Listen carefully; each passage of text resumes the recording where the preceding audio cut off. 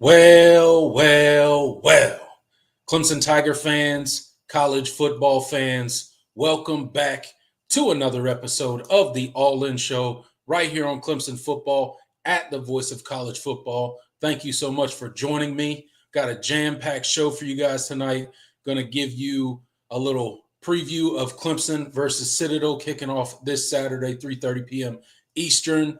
Going to talk about the Clemson injury report that is ever so growing by the day.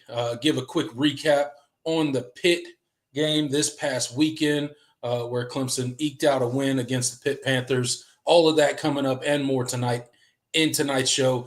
If you are not subscribed to the channel, please go ahead and hit that subscribe button for us. We're on the road to 6,000 subscribers, and your guys' help with that would be greatly appreciated. Hit that like button. Really helps us out on these live videos. So while you're in here in the live chat, chopping it up with everybody in the chat, hit that like button for us. And then last but certainly not least, go ahead and hit that super chat button for us. Leave a comment, leave a question, and we will be sure to read and react to your comment and or question during the live show. And with all of that said, and without further ado, I'm going to bring on my co-host, Jordan Bowman. What's up, Jordan? How you doing tonight, man? Good, man. Just taking it all in, getting ready for, just gearing up for Thanksgiving. I know it's next week, but it's always a crazy time of year, and I'm already having to make plans and get dinner preparations and what am I bringing and who am I bringing, and it's a whole deal. That on top of work, it's this is my favorite time of the year. Not really, but it's enjoyable, and it more or less it signifies the end of, or we're approaching the end of college football season. Yeah, and so it's always kind of bittersweet. But I'm just happy to be on here again, talking about the Tigers. You mentioned kind of the situation we're in injury wise. The game that is approaching next week. Yeah. And of course, you have a game this Saturday that we'll talk about as well. But yeah, other than that, things couldn't be better. Yeah, man, it's absolutely a busy week. Lots of people traveling this week, going to visit family, which is always a good thing. Eating a lot of good food, which is always a good thing. Oh, yeah. So everybody stay safe out there with the travels. Hope everybody gets their destination safe and enjoys time with their friends or family, whoever you are spending this fine Thanksgiving with. But yeah, man, to your point, like, it's crazy. We are heading into week 13 of the college football season. Just 2 weeks left in the regular season for college football. After this week, it'll be rivalry week, and then conference championships, and then the playoffs, and this thing will be over before we know it. But still a lot to cover, still a lot to talk about between now and then. Lots of moving pieces. The conference championship, or the race to the conference championship, is heating up in pretty much every conference across the country because of all these expanded conferences. The conference championship games, who are normally probably pretty set in stone by this point in time in the season, are not so set in stone in most conferences. So that's really fun to watch this time of year.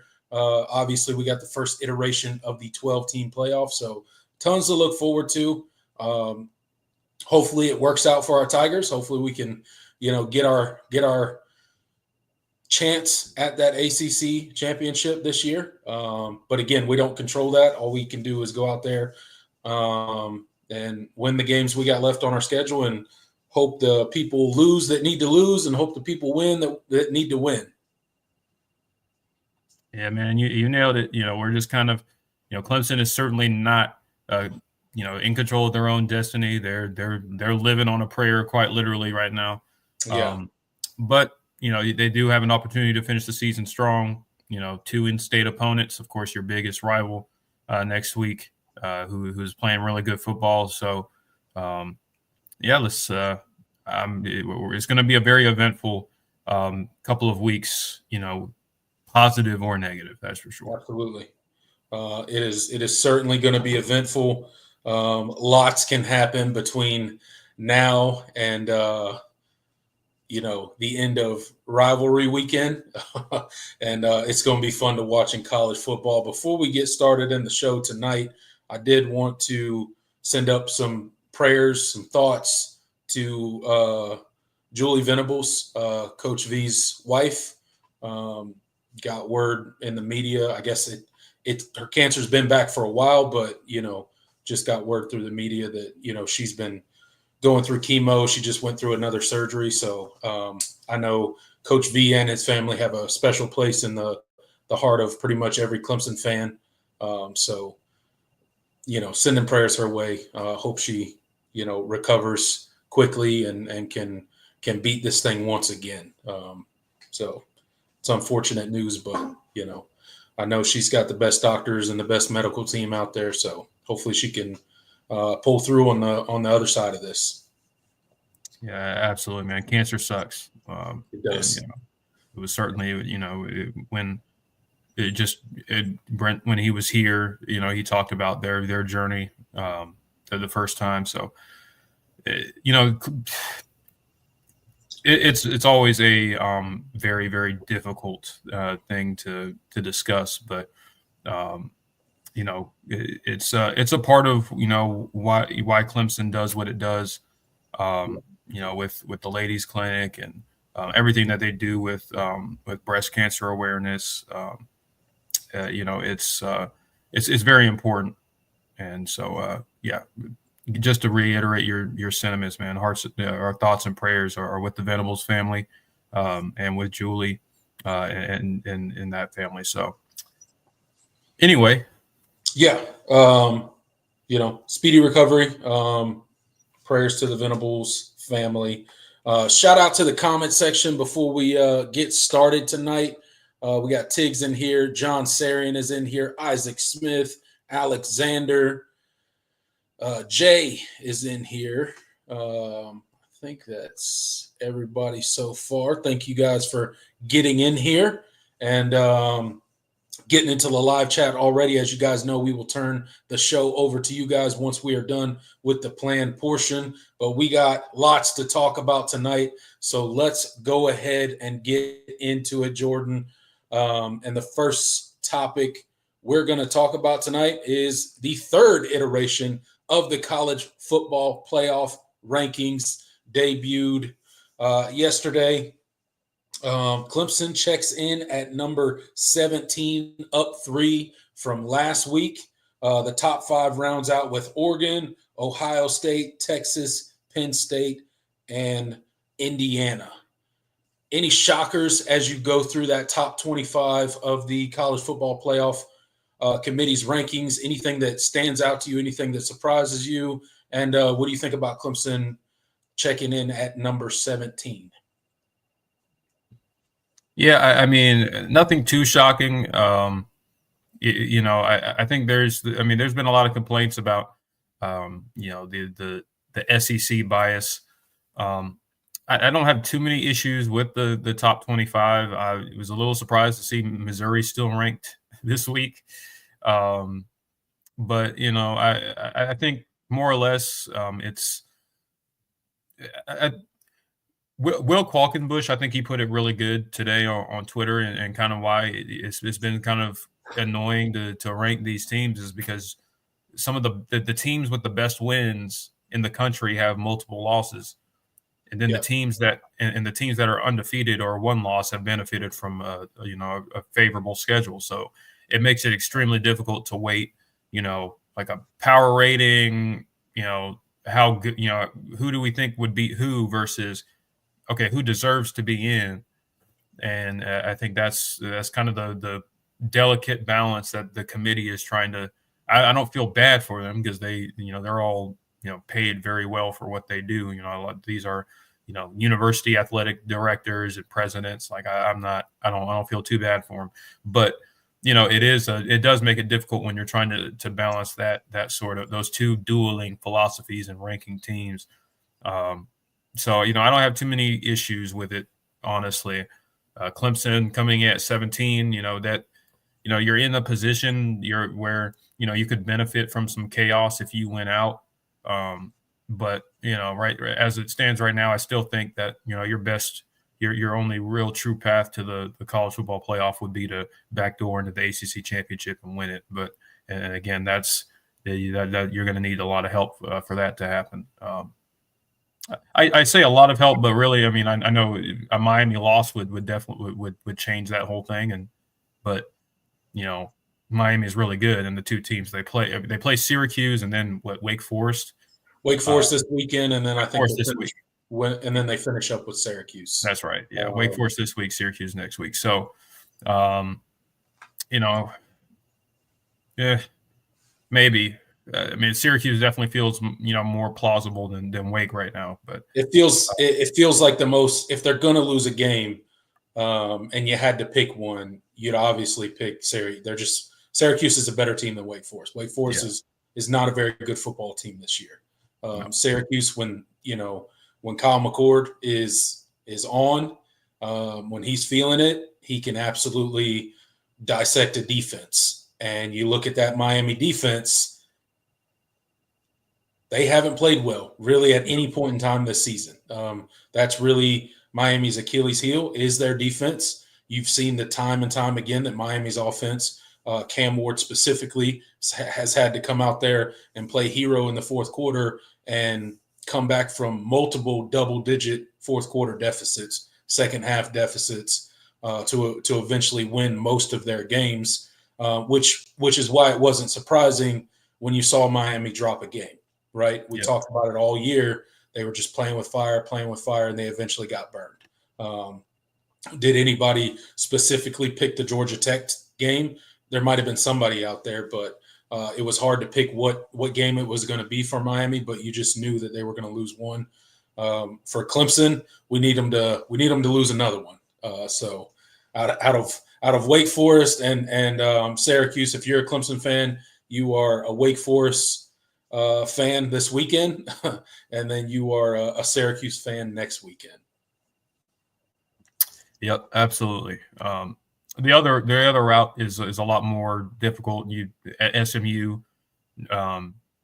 you need SMU drops 2, which seems less likely, and that one's that's a very outside shot. So, and I think there's another one where they lose one time, and then you need like Pitt to win Virginia, out. At that point, you would need Virginia to finish ahead of Louisville in order to win the tiebreaker. And that would require, I believe, Virginia and Pitt to win out because Pitt plays Louisville.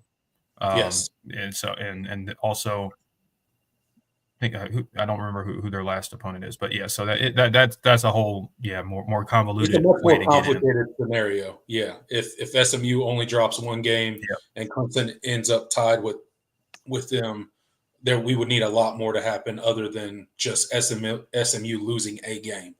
We would need Virginia to finish ahead of Louisville, and that would require them to win out and Pitt to win out, I believe, in order for that to happen. So lots of different scenarios, lots of different ways for Clemson to ultimately end up in the ACC championship.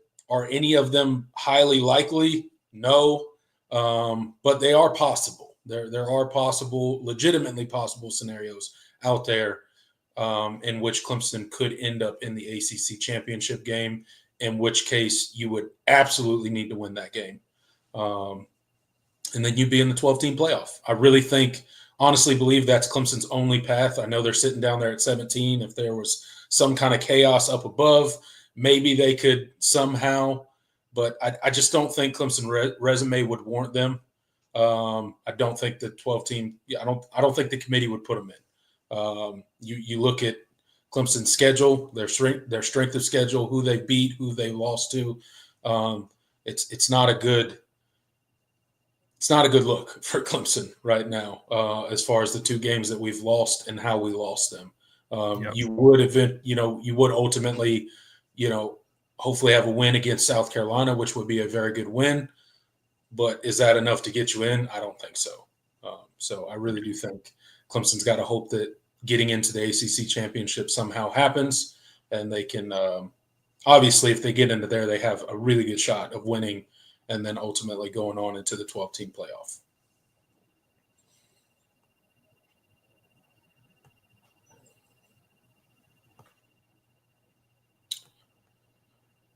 All right, guys, Mark Rogers has released a book. I don't know if you guys have seen it. I don't know if you've heard of it.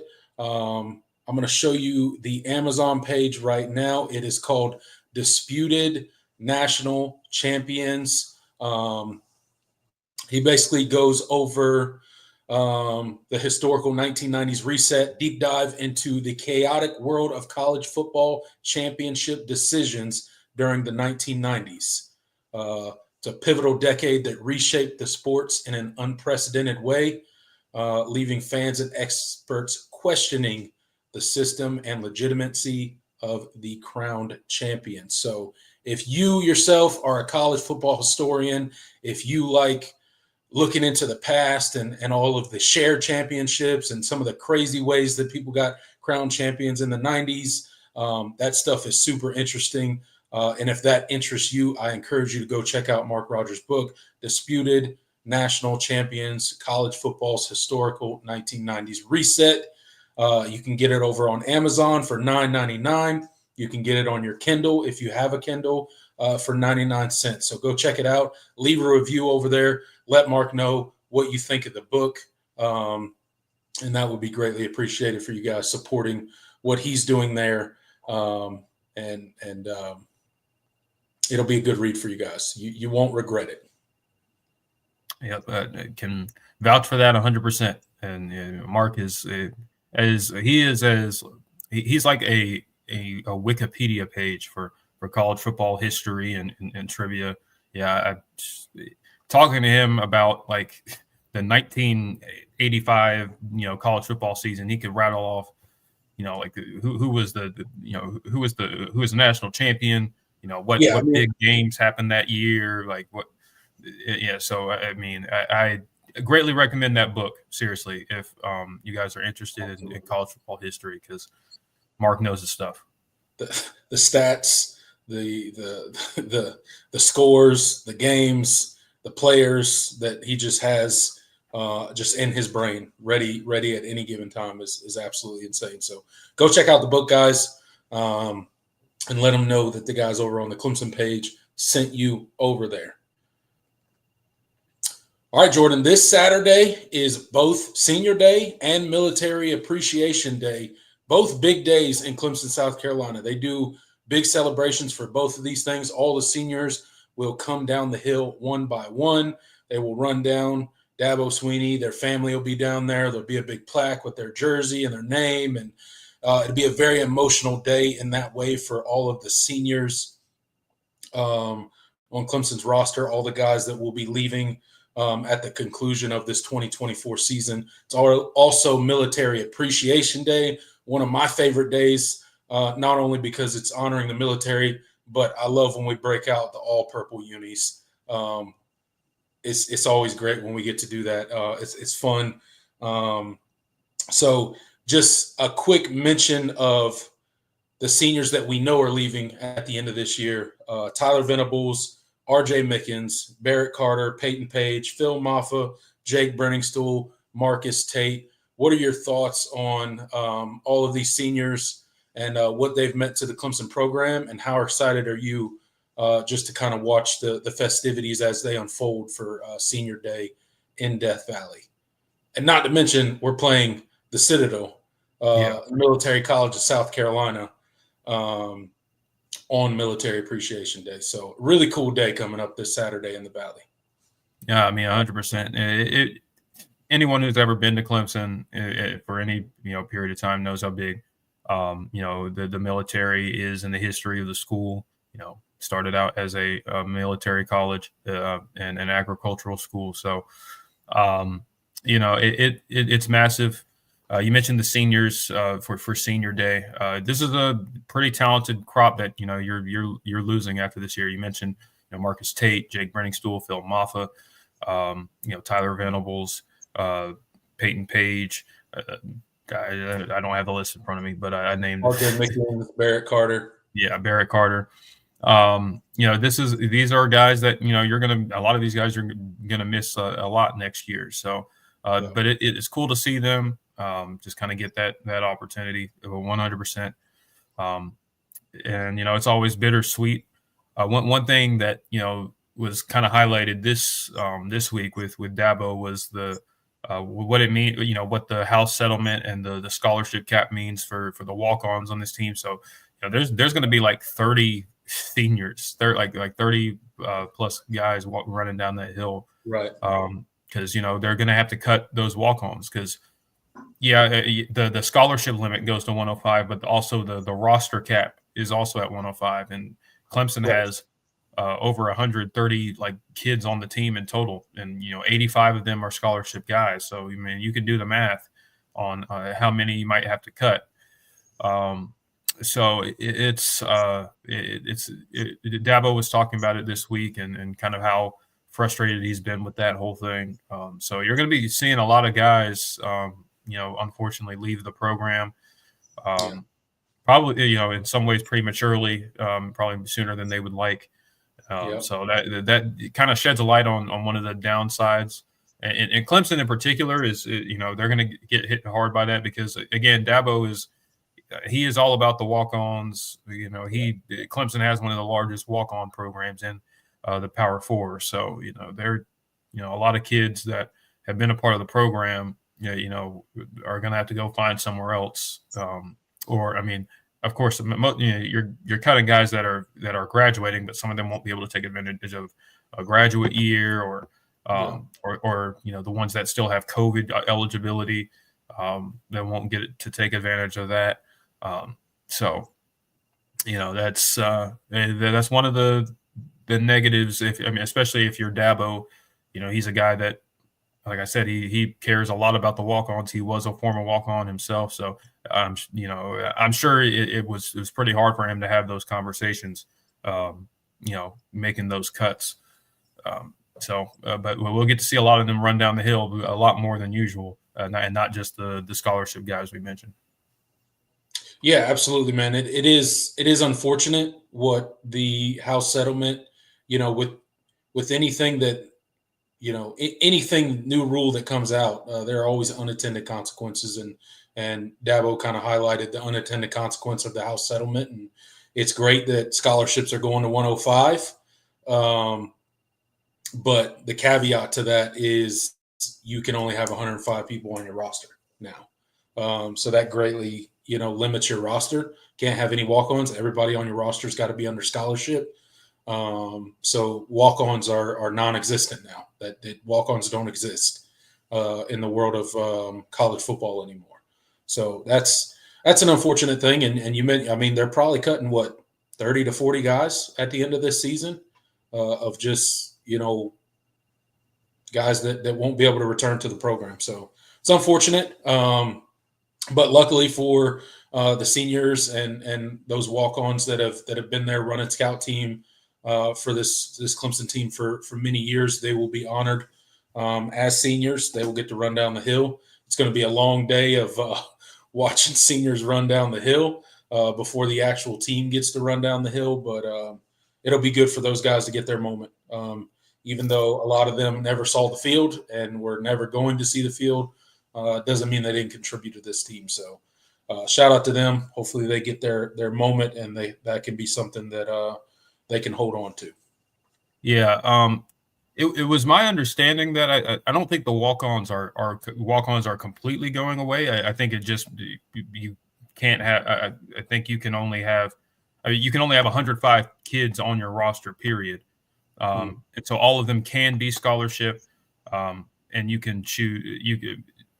Because Shane Beamer actually was talking about it too. He said, he was thinking about doing the model of having 85 scholarship and 20 walk-ons, or that sort of thing. So I don't believe the walk-on is getting eliminated, but their numbers are going to be greatly reduced, and the opportunities are like tenfold less for kids now that want to. Yeah, a lot of college teams out there carry 130 people. So that's 30 people that you can't carry anymore. So I'm sure you're going to see some schools that completely just do away with walk-ons. But the ones that can, because I think one thing that people don't realize is like, hey, yeah, I mean, we think of scholarships as just this number, this quota that they have to meet, but scholarships cost real life money. Like it's very expensive for a single to put a single kid on scholarship. That's hundreds of thousands of dollars. And so like I think some people kind of if you're not a part of that or you're not cognizant of it, it's hard to think about. But so I think you'll still see walk-ons because they help. You get kids on the roster to fill your practice and scout team without spending money. They're paying to be there. So I don't think like. I don't think you'll see a lot of schools just completely do away with walk-ons because most schools you don't have unlimited money to just give to kids. It still has to be within the budget and all of that. And it'll vary from school to school. But again, the 105 number is how many you can have on your roster. So that from a competitive standpoint, most of the walk-ons aren't going to get opportunities. Yeah, right. So you're going to see far less kids. With the shrinking of your roster, you see teams now struggling, and we'll get into Clemson's injuries here in a moment. But with the shrinking of your roster, you're going to have to get a lot more selective with who you fill those, that number past 85 with, because it's going to have to be guys that can, truly contribute, on the field, right?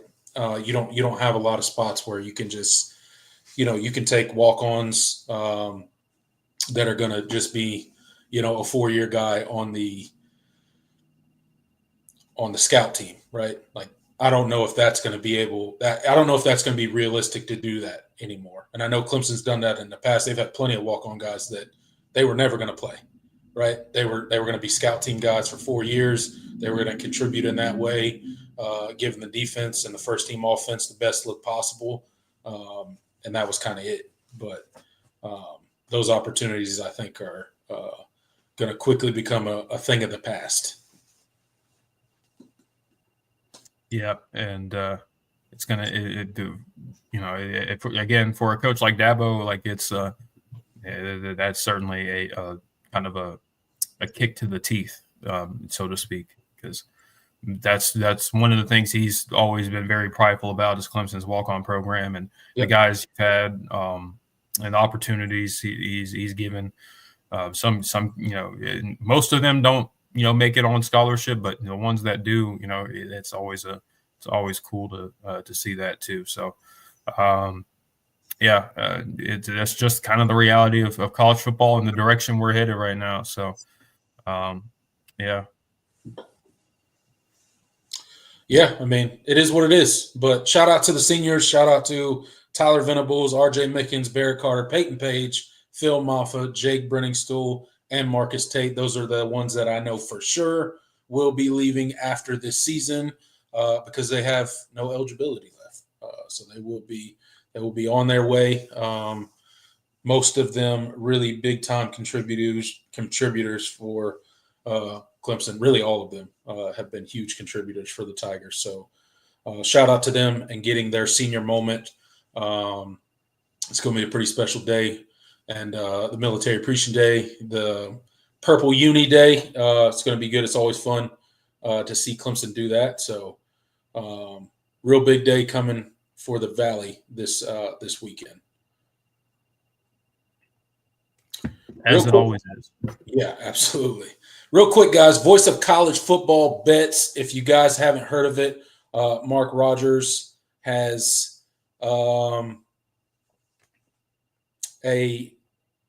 where he gives his picks out, right? Him and a bunch of other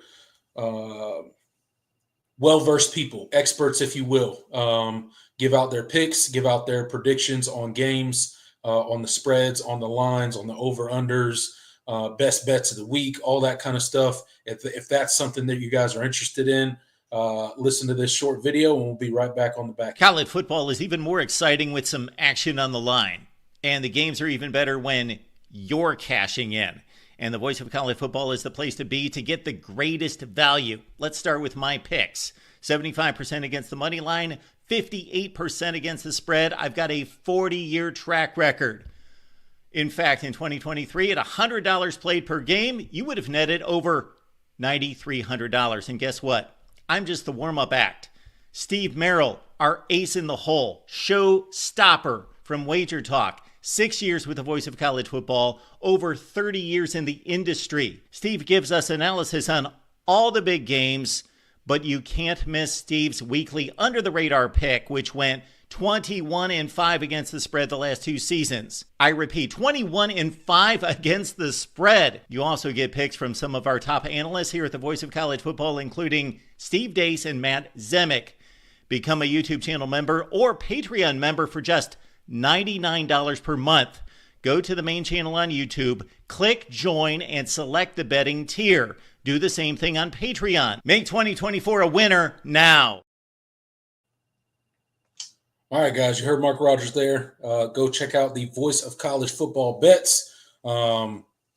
Wager a little money if that's what you're into on some games this Saturday. Make some games that you otherwise wouldn't be interested in really interesting to you. And give you a rooting interest in the game. It's always fun to do that kind of stuff, and always bet responsibly. Don't gamble your rent money, please.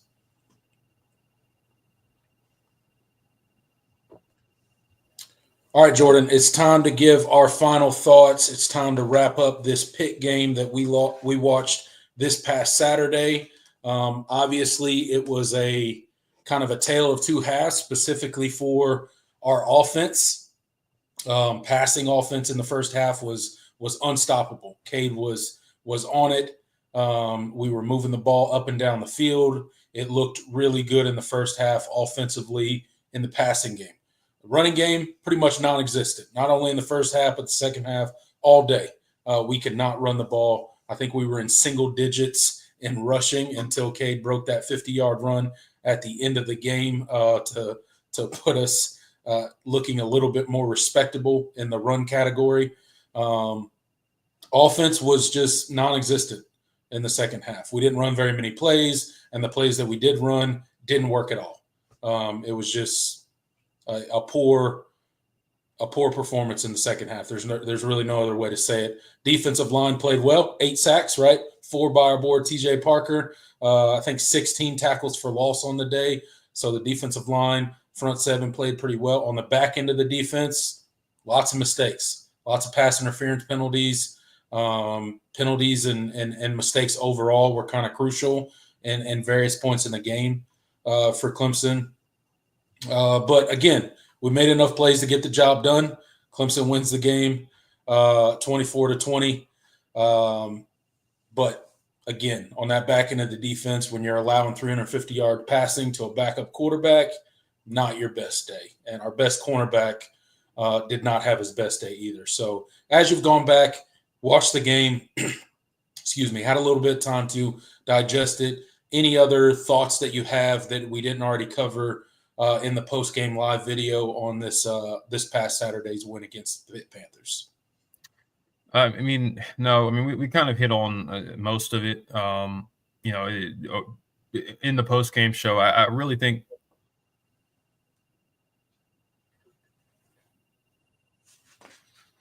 You there, Jordan? The offensive line is okay. It lost me for a second. You're back. I'm due for one of these every show recently. It seems like I don't know why, but yeah. I think offensively, I think the run game, it was kind of a perfect storm of, your offensive line is banged up and you have guys shuffled around. And your running back is also clearly not playing 100%. Dabo, for guys that play, he's never going to really tell you if they're dealing with something or not. You kind of have to read between the lines. But, but Phil is clearly not been 100%. He's kind of been shy. He's shied away from contact at times. Not running as hard as he was earlier in the year. I definitely think it's he's not 100%. So, and then, and of course, Pitt, did a lot to sell out to stop the run.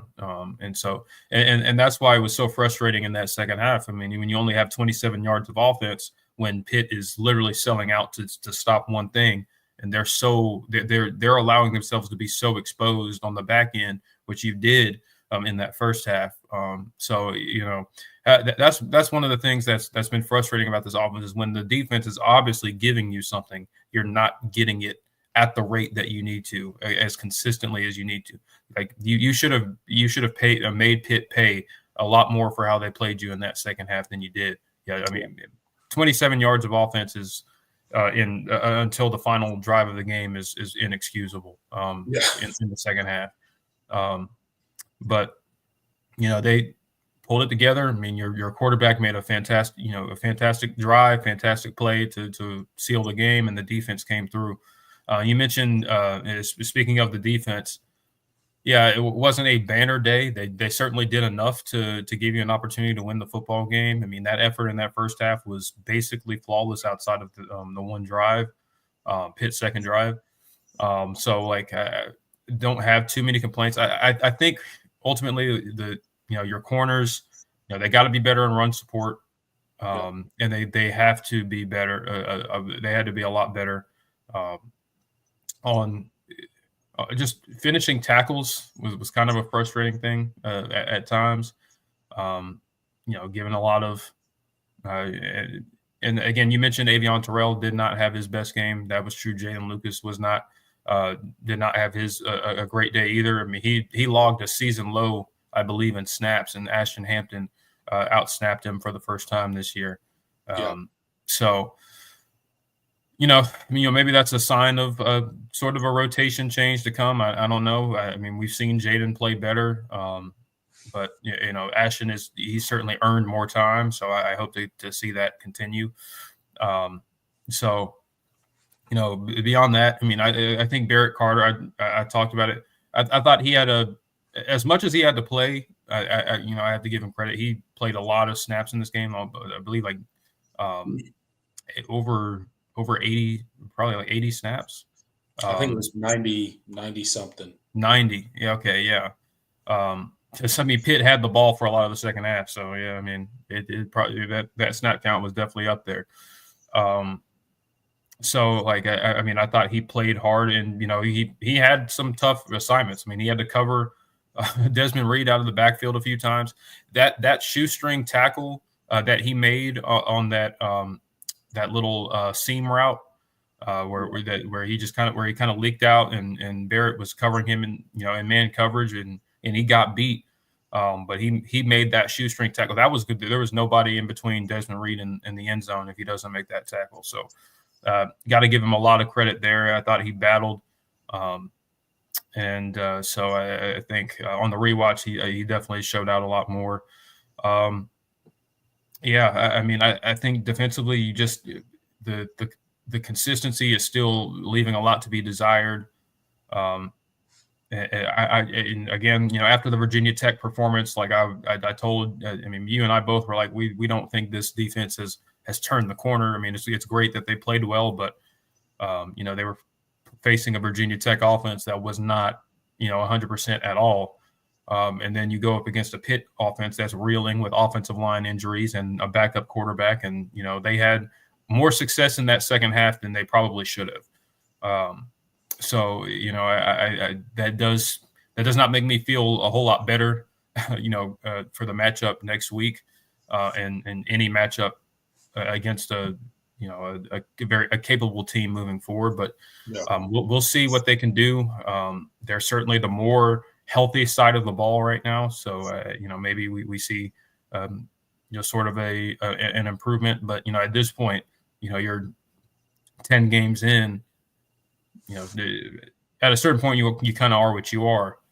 So that's what I want to see them. It's hard to expect more from them at this point. Offensively, I felt like they left a lot on the bone, and especially in that second half, and that's where I think we need to see the most improvement from here to next week. They need to hit on those plays, those give me plays, that the opposing defense is willing to give you, because they're selling out to stop your run game. Yeah, absolutely. Look, and to Clemson's credit, it was not a banner day on offense or defense, really. Both did a lot of good at certain points and times in the game, and both did really bad at certain points and times in the game. But at the end of the day, with the amount of adversity that they were dealing with guys going down with injury, guys playing out of position and positions that they hadn't played in a long time or hadn't played at all, you got to give them credit for weathering the storm and ultimately doing just enough to pull out a win. Because probably in years past, that's not a game that Clemson wins over the past probably 3 seasons, right? But they did figure out a way to win.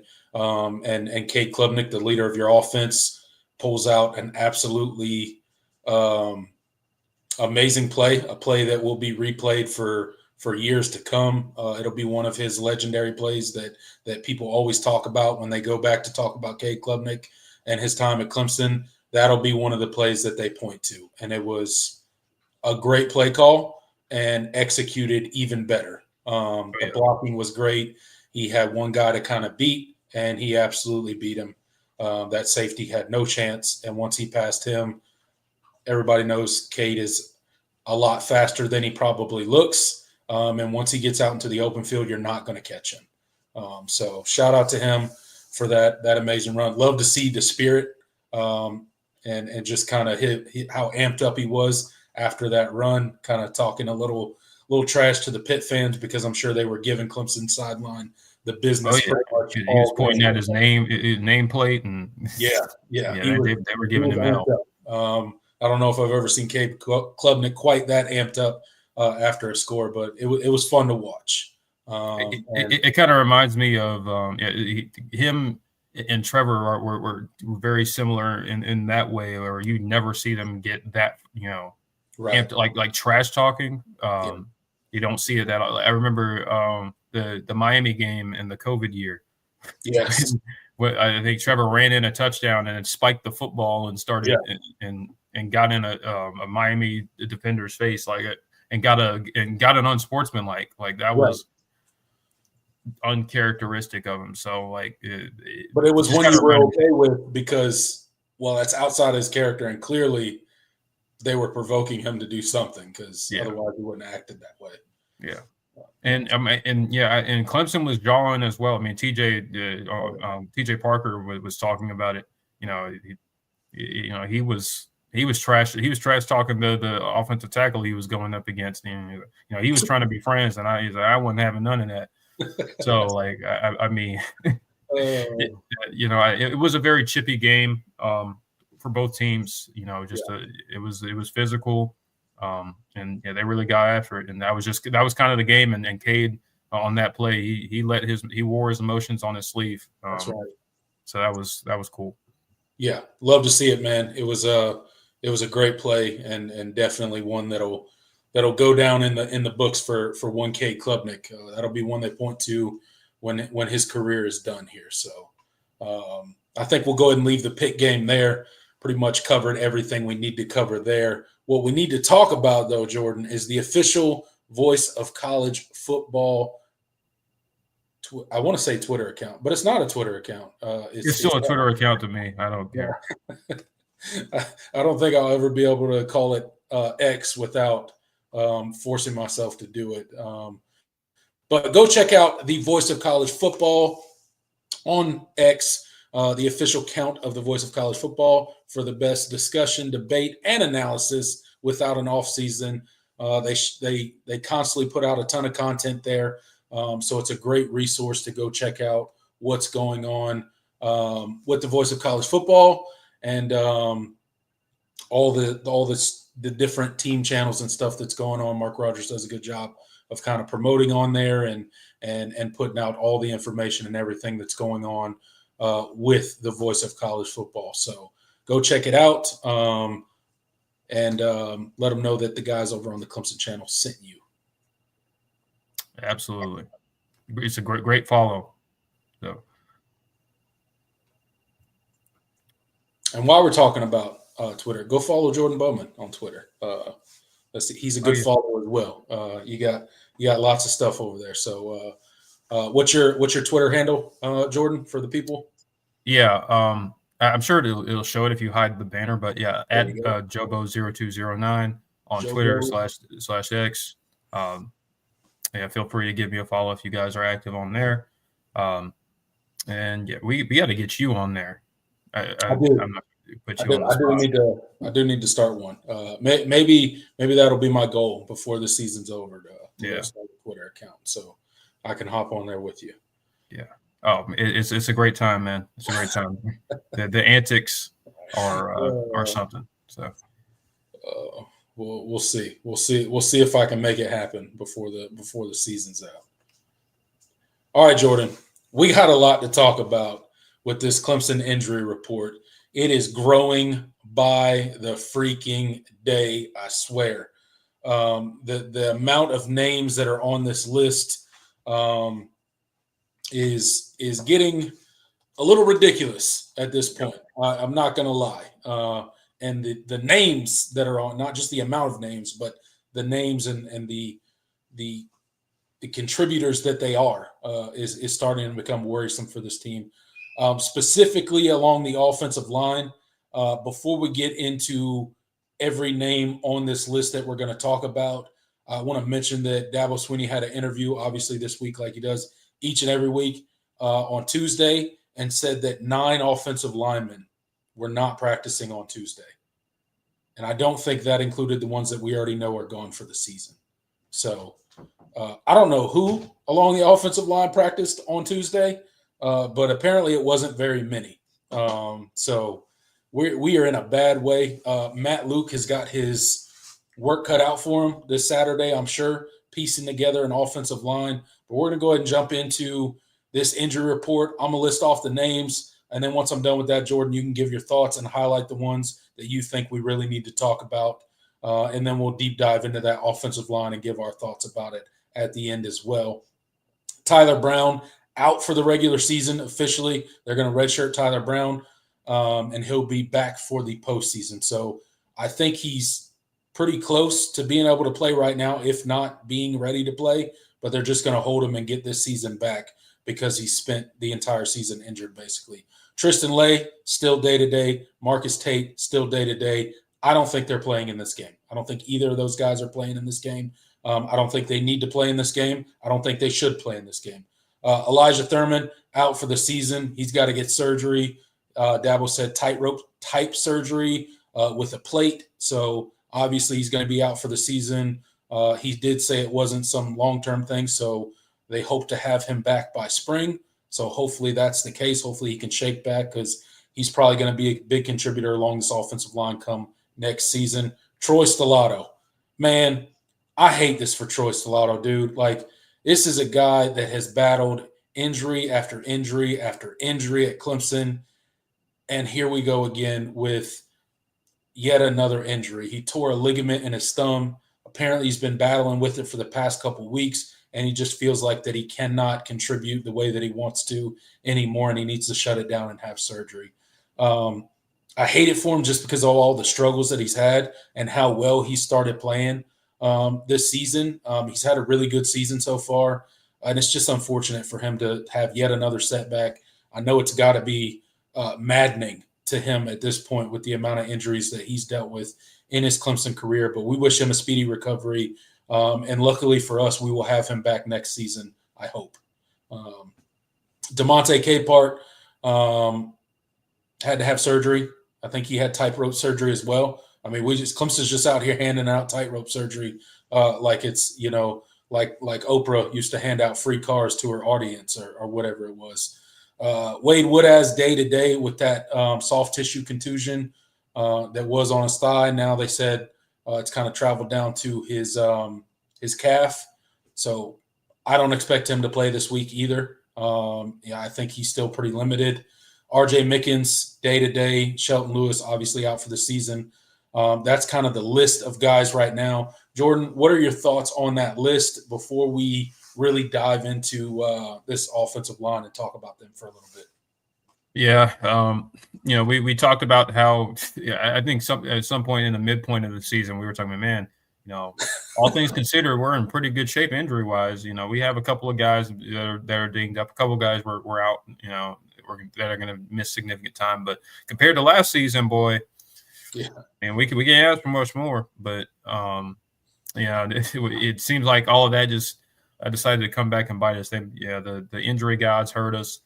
I decided to strike at maybe the worst time, and so now you're in a really tight bind.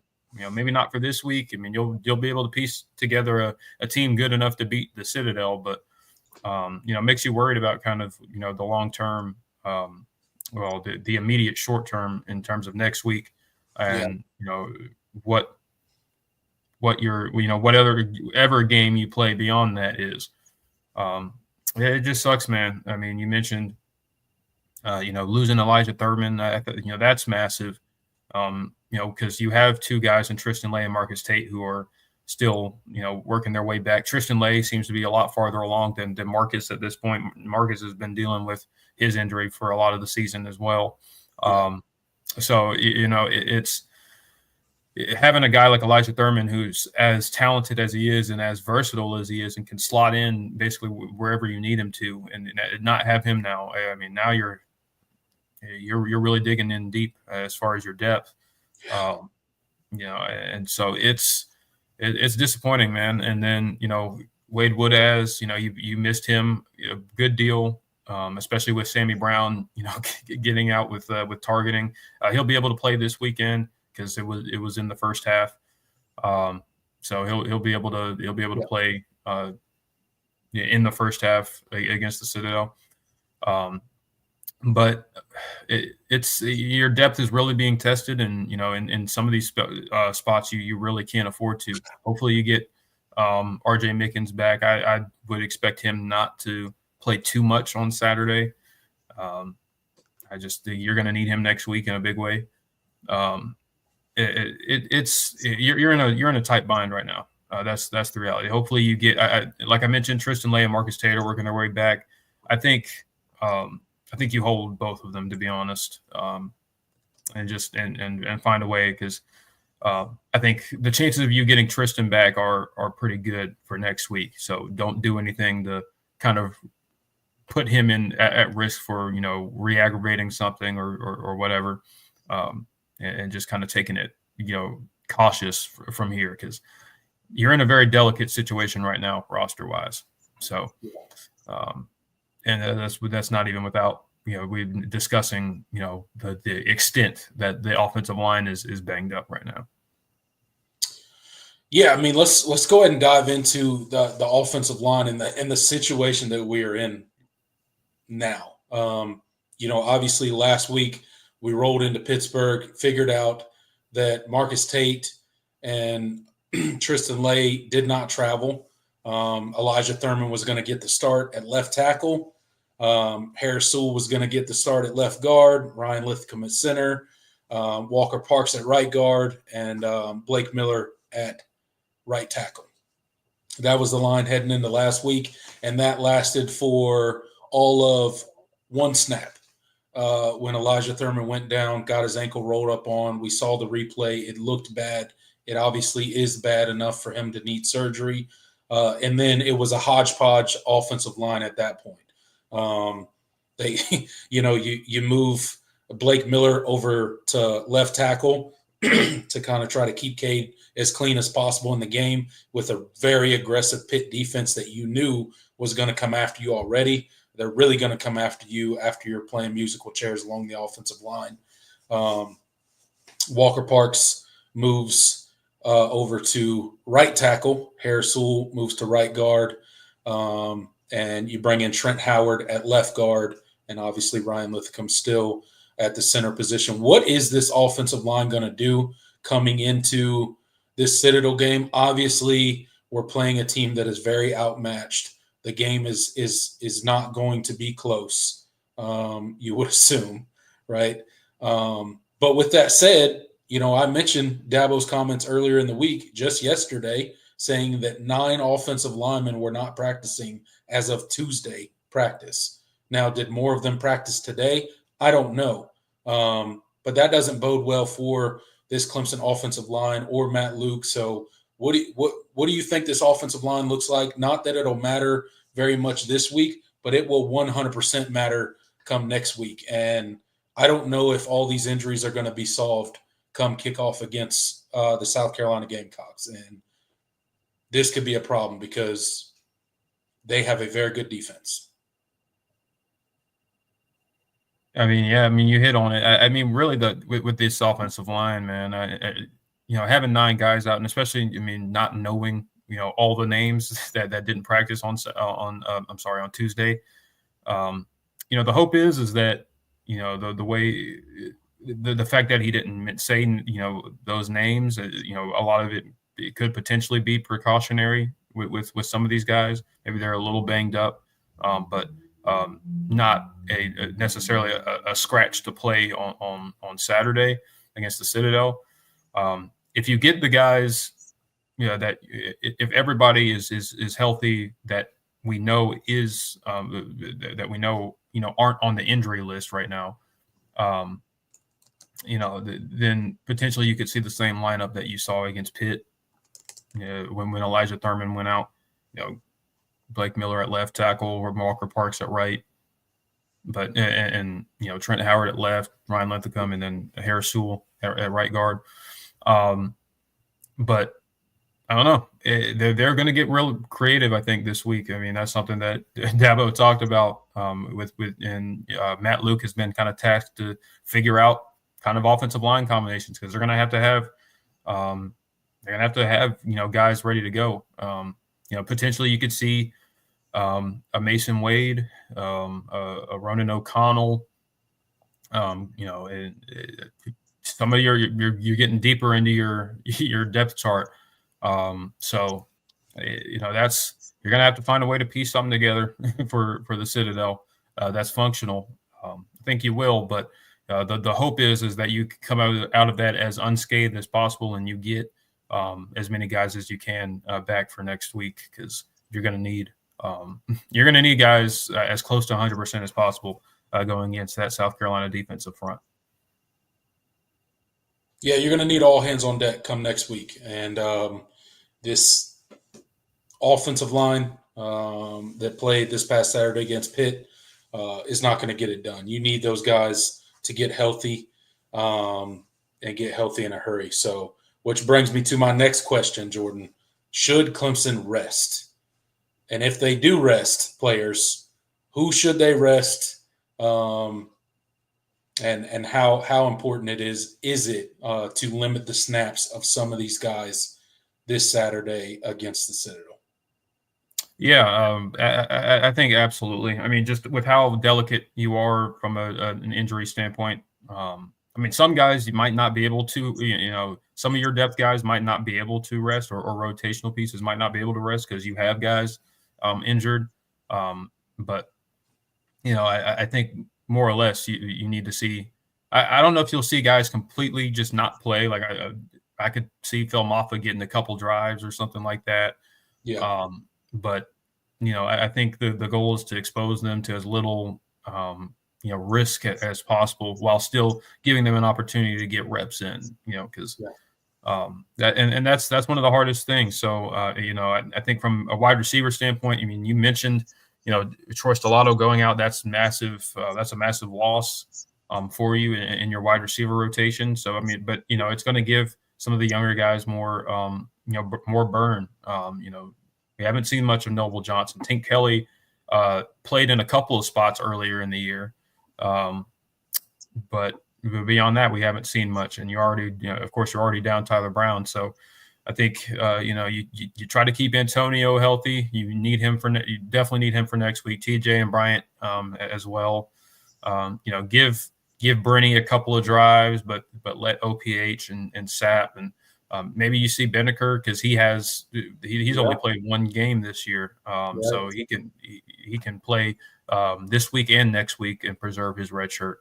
And there are a few guys on the roster like that. I wish I had the list in front of me because I believe Chapel Fowler of the state had a really good kind of breakdown of the guys that had played, 1, 2, and 3 games and their kind of redshirt status.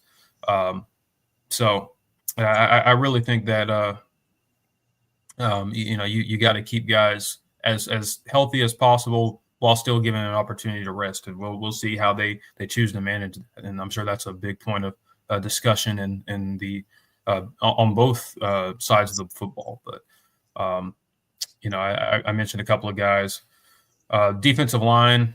I would like to see some of your young guys. I think this is a really good opportunity to get a lot of young talent in. Your Vic Burleys, your Stefan Green, who has played more in the rotation this as of late. Darian Mayo at defensive end, AJ Hoffler.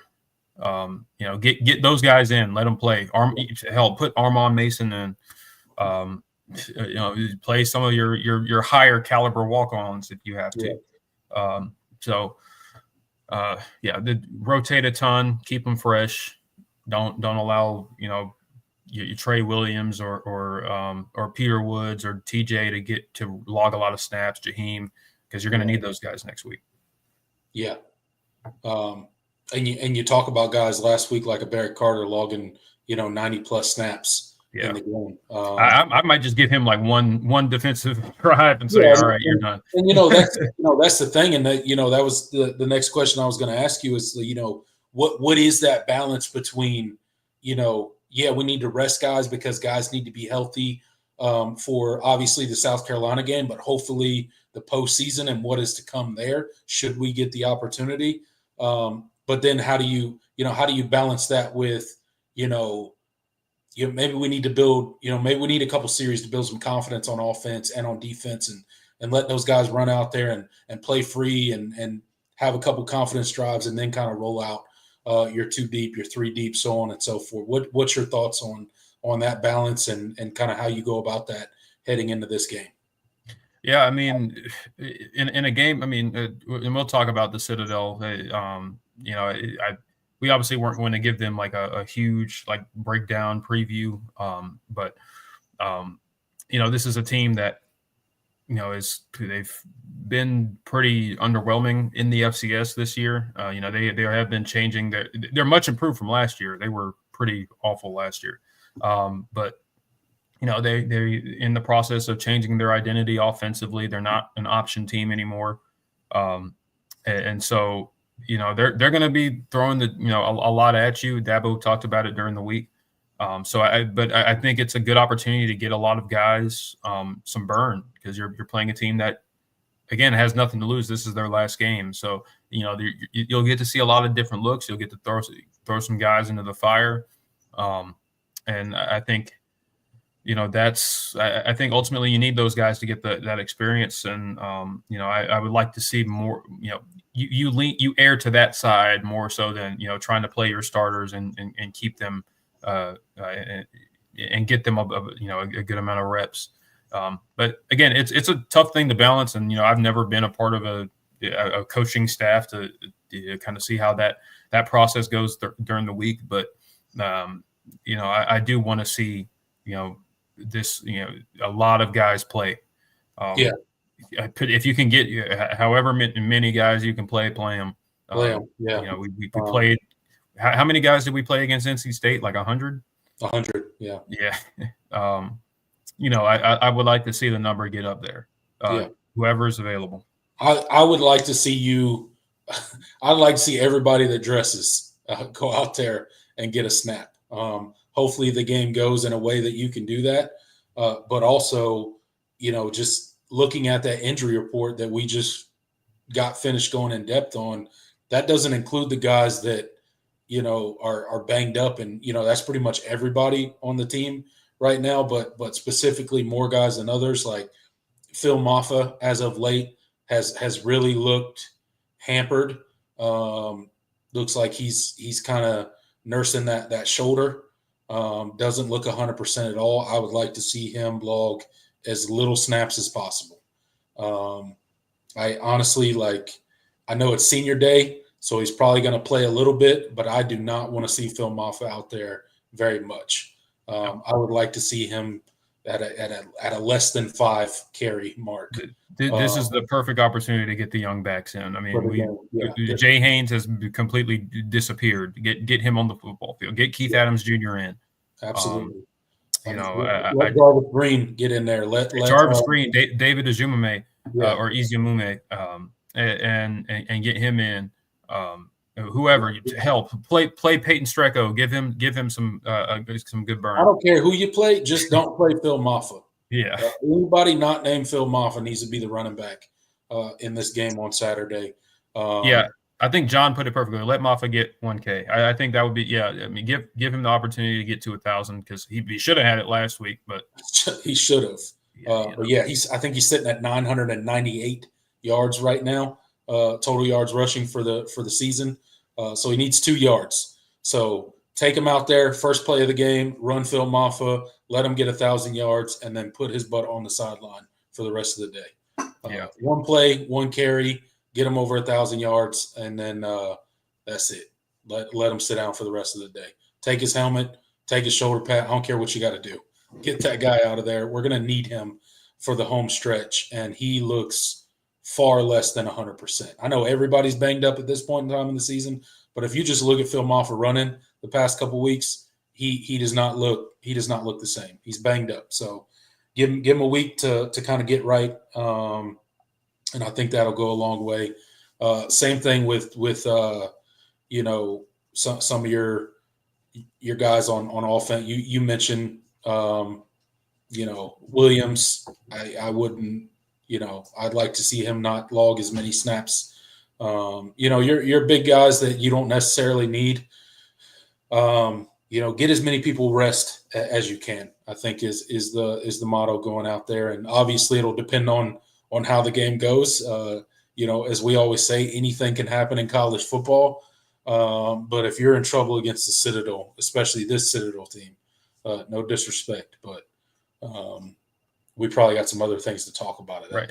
Especially since, the Citadel, in years past when you've played the Citadel, it's been a special prep because it's an option team. Like you have to dedicate some time because they can cut you if you're not, assignment sound, but they're definitely more of a traditional spread team this year.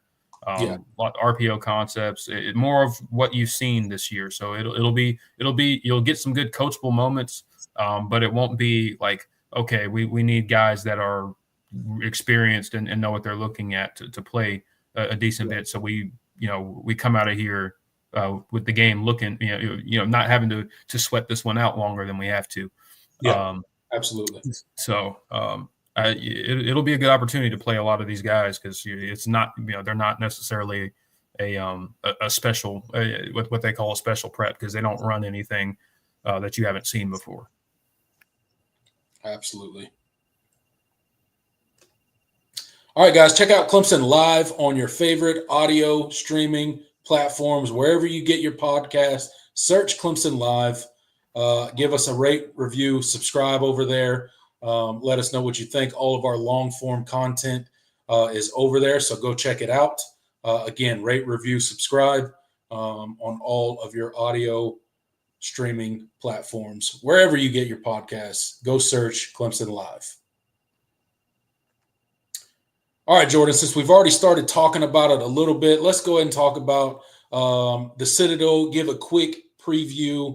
Obviously, Clemson coming into this game, coming off of a terrible second half as far as the offensive side of the ball goes. Obviously, I think they need to come out, build some confidence early, and get guys out of there as quickly as they can. Defensive side of the ball, I think you just continue to build on what happened last week. Continue to build that confidence. Let the back end have a bit of a bounce back for a couple drives, and again, get out of there and get the depth in as quickly as possible. Hopefully, we can get touchdowns early and often. We can build that lead. We can get guys rest. We can try to get healthy. You mentioned the Citadel offense about how they are much more spread principles this season. They do still have some of those option principles in their offense. They still are capable of doing it. I know Dabo Swinney mentioned in his interview this week that he would not be surprised if they brought some of that out. This is the Citadel's last game of the season. This is it for them, no matter what happens. So obviously they're going to quote Dabo, pull out all the stops against Clemson and try to do their best to make it as competitive as possible. Obviously, I don't think they're going to have very much success doing that. But let the people know what you think about this matchup against the Citadel and what it's going to look like on Saturday, what they're going to try to do. Yeah, I mean, I kind of mentioned it already. I mean, it starts with their quarterback, but offensively, they're going to throw a lot of different looks at you. But again, they're a team that has, struggled at times, with consistency. And what they did last week against Wofford, they played a lot of ball control. I could totally see them, wait until the end of the play clock and try to burn a lot of time, before snapping the football. And that was kind of how they got out of there with a win. But ultimately, I think, you're just flat out going to physically, you're going to be too much for them. I don't have like a whole lot of riveting analysis, for this team. But I think as long as guys, you're going to give a lot of guys opportunities. Maybe you see a couple of busts here or there, just from guys with inexperience, whether it's a missed tackle or a coverage bust, maybe not for a touchdown, but you give up a big play here or there. But I totally expect Clemson to control this game and win pretty comfortably. Absolutely. Clemson offense should have no problem moving the ball, doing whatever they want in the game. I think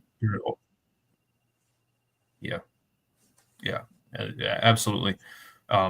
Hopefully you see, you get to see a lot of the second team offense play in this game, give them some real opportunities to run the offense. Because we just, we've seen it, we saw it, some earlier in the year when you were dominating teams. But this is a really good opportunity to get Chris Vezina some really, nice, valuable reps.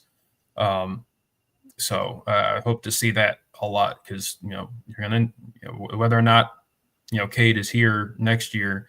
I mean, you're going to Vezina is the next guy in line, and you want to see him get, continue to grow and get those reps and continue to develop. So, absolutely. I don't have too much to say beyond that. I'm ready to get into predictions because I know people don't want to hear us, talk about the Citadel for 20. I mean, it is what it is, right? That quarterback is somewhat of a weapon. I think he's got over 100 rushes and 500 yards this year. But at the end of the day, Clemson should be able to do whatever they want with this team. The defense should absolutely dominate. The offense should move up and down the field. I agree with you. I would like to see Chris Vezina out there and, play for 3/4 of the game and really get some good reps and kind of see where he's grown to this point in time in the season. I think that'll be super important going forward. Hopefully it's a clean game. The biggest thing is, can we get out of this game injury-free from where we're at right now? Because we're already pretty significantly hampered in the injury column right now. So the biggest thing we need to this weekend is get out of this Citadel game healthy. So empty the benches, play everybody that suits up. That would be my goal for the game. The voice of college football, Mark Rogers, over on the main channel, does the college football show Monday through Friday, 10 a.m. Eastern Standard Time. Go check it out over on the main channel. Let them know that the guys over on the Clemson channel sent you. The college football show with Mark Rogers, Monday through Friday, 10 a.m. Eastern Standard Time over on the main channel. All right, Jordan, it's time for score predictions. Citadel comes in this weekend. It's going to be a 3:30 kick. We get to play on the CW. Shout out to the CW for hosting a Clemson game. Obviously, the Citadel comes in 5-6. Clemson's coming in the game 8-2. The spread on this game, last I look, is 49.5. Clemson minus 49.5. The over/under is at 58.5. What are your thoughts, man? What's it going to be? Yeah, you can tell by the point spread. It's that's a lot of points. I know it's the Citadel, but that's a lot of points. It is a lot of points. It is a lot of points. I mean, what are you doing betting on this game? Betting on the spread for this game, like you're making no money. No. But anyway, I kind of see Clemson taking care of business, but I think there's going to be some plays that they give up just because of the amount of rotation that you're going to see in this football game. And just kind of what we've seen throughout the year when you've played a lot of guys, like they've made mistakes. So I think you'll see some of that. But I think Clemson wins pretty comfortably. Somewhere in the realm of I think if you play a lot of guys, and especially if you establish the run, I think you'll be able to create some explosive plays. I like Clemson 52, Citadel 10. It's kind of where I'm feeling. I got you. Could be worse. I don't know, but I feel like you get to the 50s here. Maybe you don't cover because I think because you're going to be playing a lot of guys, and I also think Dabo has a lot of respect for Maurice Drayton, their head coach. He talked about his son, coming to Clemson a long time ago. I forgot what he was dealing with, and I don't remember. Dabo told the story. It was really, really cool, and Maurice did at his press conference as well. But I think there's a lot of respect between those two guys. So I think Dabo will try not to lay it on him too much. So I think 52-10 probably is the score I'm kind of feeling. But comfortable Clemson victory. Play a lot of guys. Hopefully, you come out unscathed without any major injuries. So, yeah, absolutely. That's the key to the game. Like I said, get out of there healthy is the most important thing this weekend. I'm going to take the Citadel to cover. 49.5 is just a lot of points. That and for all the reasons that you said, the respect that both of these coaches have for each other. Dabo Swinney's not going to run up the score. He's not going to try to run up the score on the Citadel on Military Appreciation Day. He's just not going to do it. Not really his style. Plus, I think we play as many people as we can possibly play. So that'll factor in as well. So I'm going to go. I'm going to hit the over for the point total, but I'm going to pick the Citadel to cover the 49.5. I'm going to go 45 Clemson, 14 Citadel. So all right. I'll go 45-14. So that's my prediction. Very comfortable victory for the Tigers. Hopefully we get to play a lot of people. Hopefully none of our key contributors get injured in this game because we have plenty of them that are already injured at this point. And we got a big game coming up next weekend. So we don't need any more significant injuries. But you don't need me to tell you that, Jordan. You already know. Oh, yeah. That's for sure. All right, guys, make sure you're liking and subscribing. You guys are already in here in the live chat. 37 of you, by the way. You might as well just go ahead and hit that like button for us. It helps us out on these live videos, and it's the least you can do, right? And I would greatly appreciate it. And if you like what me and Jordan do here on Clemson at the Voice of College Football, more specifically the All In Show, consider subscribing. Consider hanging out with us. We not only do this show during the season, we do it year-round. Me and Jordan do not believe in the off season. We do Clemson football content year-round right here on the channel. We also talk about some other sports as we get into the off season just to keep it interesting. But you can always find Clemson content right here at Clemson at the Voice of College Football year-round. So consider subscribing and hanging out with us this off season. We'll have a bunch of fun. And I appreciate each and every one of you that are in here right now. And those of you that are on the rewatch game, appreciate you guys as well. Thank you so much for supporting the channel by just watching our videos. That's all we want you guys to do. And with that said, Jordan, it is time for BYOG or sell. Let's get into it, man. We'll do a couple, and then obviously this is one of the comment section's best or favorite, I guess, segments that we do on the show. They come up with much better BYOG or sells than we do, so we let them do the bulk of them. But I will start it off today. I will go Clemson plays 100-plus players on Saturday. BYOG or sell? BYOG. BYOG. I think. I mean, if you have 100 guys available, I mean, shit. Sorry. Like it does feel like you don't have a lot of guys. But yeah, that 100. I think. I mean, that's how many you played against NC State. You can certainly get to that number. Get a lot of guys in. Defensively, offensively. I think defensively is definitely where you'll see the most rotation. You just have a lot of guys and that are not injured on that side of the ball. Especially on the back end, you see more Corian Gibson to Wade Fegan, Noah Dixon. I saw somebody in the chat mention Robert Billings. Yeah, that we have not talked about him at all. Brandon Strozer. Yeah. Get some of those guys in and the young secondary in. Some of your younger linebackers, more D. Creighton, get Jamal Anderson, get them some reps. Dabo mentioned Will Boggs. Yeah, Will Boggs, yes. So like he's gonna get some playing time. Obviously, he's a senior, so it'll be some rotation coming in. Yeah, for sure. Absolutely. For sure. Yeah, BYOG for me. I think you get it. I think you get there.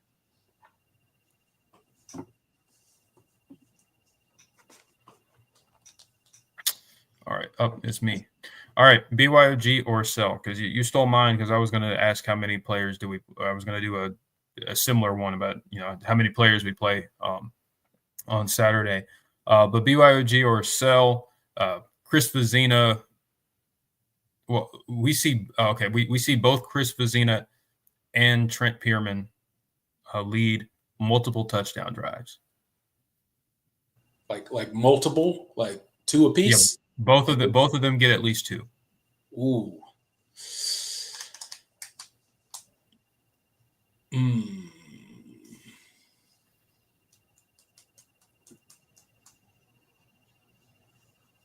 I'm gonna sell. I think Fazina does it. I don't think Pierman gets more than one touchdown drive. I do think he gets one, though.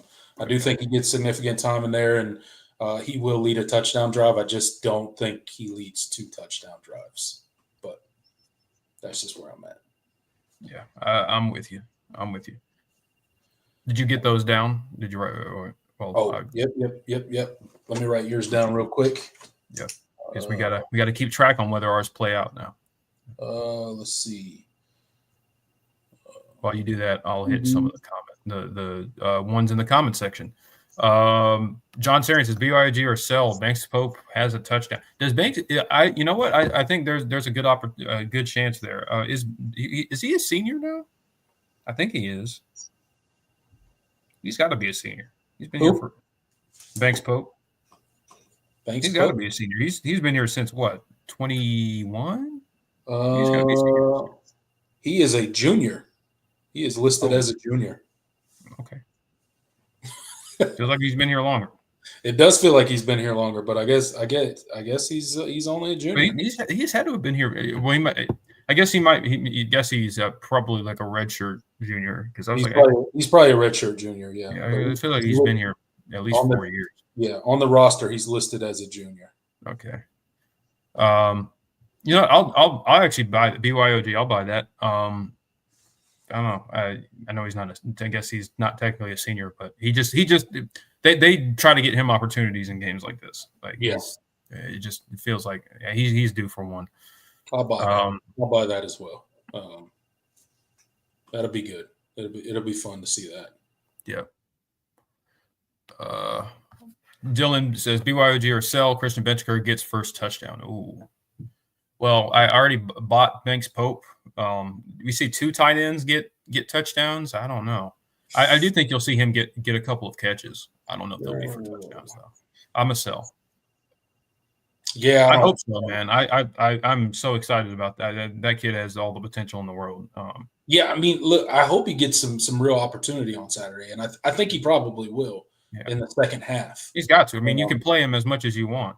Right. Yeah. I mean, I don't see why he wouldn't get a lot of go, but obviously they're going to give, the 2 guys in front of him and Banks Pope probably some reps before him. So he'll be last on the rotation in there, I would assume. So for that reason, I'll sell, but I do think he gets some burn on Saturday. Okay.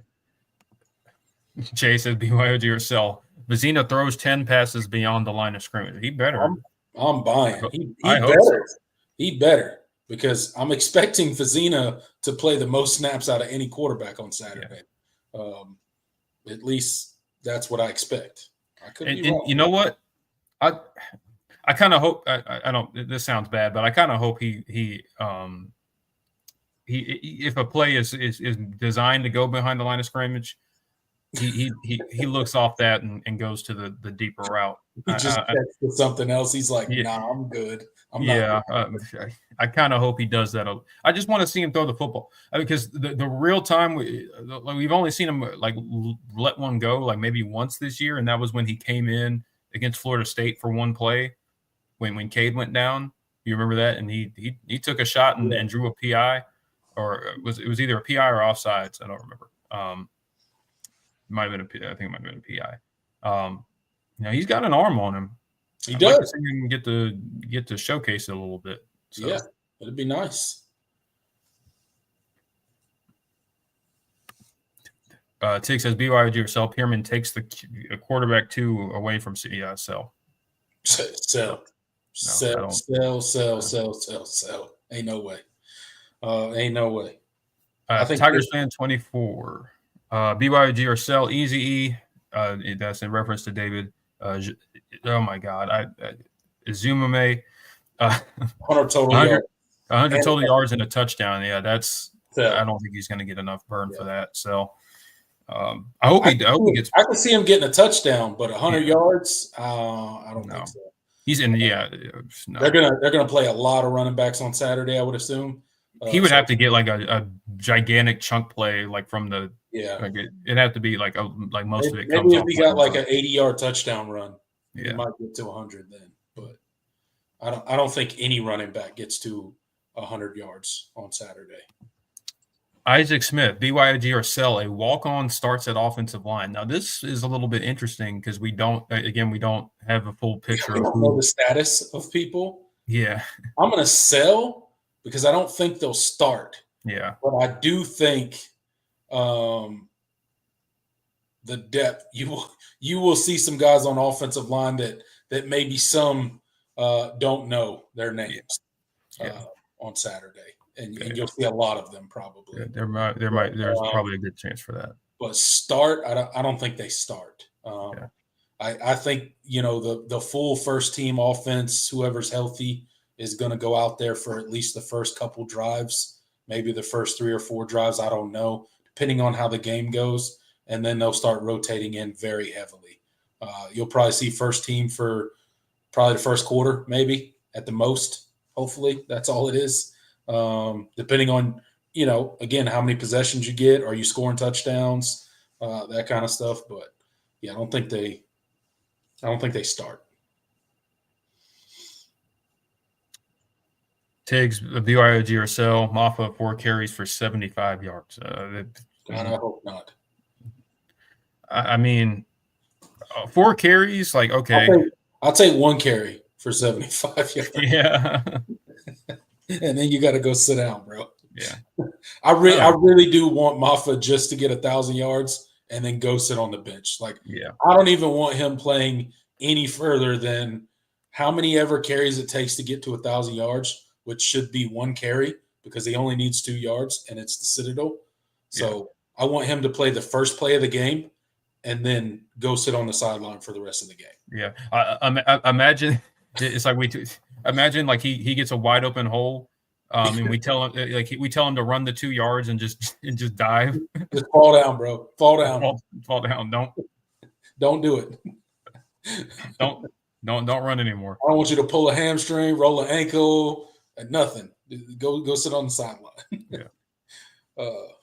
That'd be something. But they'll probably play Maffa more than I want them to play him on Saturday. But I honestly, if it was me and it was my decision, I'd be like, Maffa, we're running you on the first play of the game. You better get 2 yards because that's the only play you're getting today. I could totally see that. Last one, John, this was a good one. BYOG or sell. Chapman Pendergrass will play over 40 snaps at offensive line. Over 40. I'm selling. That's a lot of plays. That's a lot of snaps. But he'll play a good bit. He'll play, but I don't know. I don't know about 40. Yeah. Again, the rotation is going to be the key on this kind of stuff. Like they're going to rotate a lot of guys in. Is he a senior? I'm good with eligibility of scholarship guys, but some of these walk-ons, I'll look him up right now. Give me 1 second. He's a redshirt sophomore. He's a sophomore. No, he ain't getting 40 snaps. Yeah, I don't think he's getting 40 snaps.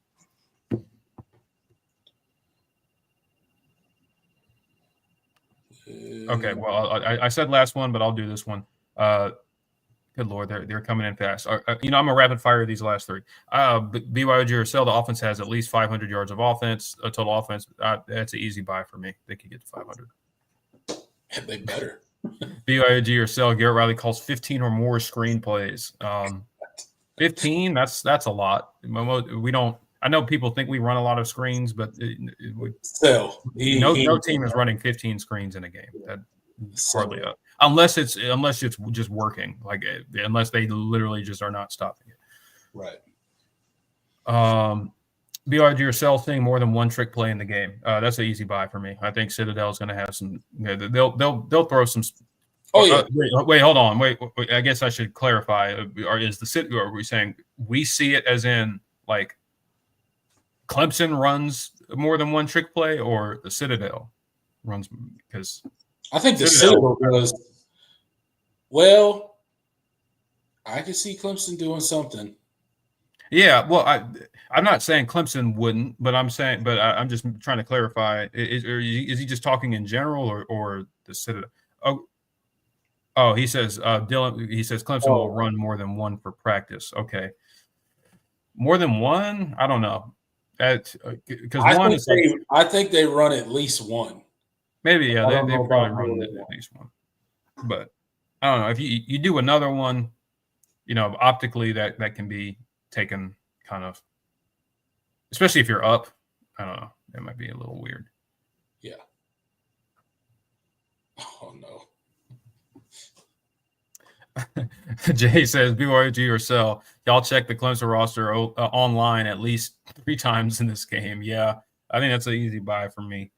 Most of these guys I have at least heard their names because I do go through the roster every once in a while. But there will be some surprises. Yeah, I do. I know pretty much most, if not all, their names. But what they look like, that's a different story. Yeah. Their number, like what? Their number, that can be a little... their jersey number, I don't got that memorized, but, I'll recognize the name. All right. I think that's a good place to stop. Hey, David can't be jinxing us like that. He said Clemson has a field goal blocked. Please don't. Please stop it. David. Stop it. Don't put that evil out there. Don't speak that on the world, man. We don't need that. If the Citadel blocks a field goal, hey man, I'm gonna lose my mind. y'all gonna see me drink again. That's what y'all so mad. Yeah, but yeah, you can be over here drinking your blackberry rum. Yeah. I still got a lot of that left. You might not if we get some. I might not have any left. That's right. You're absolutely right. But that'll do it for BYOG or so. Let's see what you guys are talking about in the comment section. Of course, if you want to make sure that your comment is read, the super chat feature is available. Yeah, that's the best way to make sure that whatever question, concern, or just whether you want to make a comment is read. Let's see what you guys are talking about. Yeah, Isaac says, I wouldn't even let Phil suit up. Yeah, I mean, that's on the table. You don't see him at all. I would like to see him get to 1,000 because I don't feel comfortable trying to get him to 1,000 against South Carolina. I don't know. Missouri was able to run on them a little bit, but he's going to suit up because it's senior day. Yeah, so he'll definitely suit up. Yeah, that's a good point. Yeah, it's his last game. Yeah, he's going to run down the hill. The whole thing. So, not technically his last game, but you get what I mean. It's senior day, all that. So he'll suit up and play. But,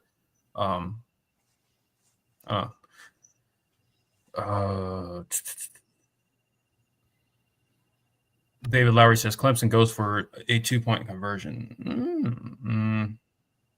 Maybe. No. Probably not though. Yeah, I'll sell. Yeah, there's the field goal block. Yeah, please stop.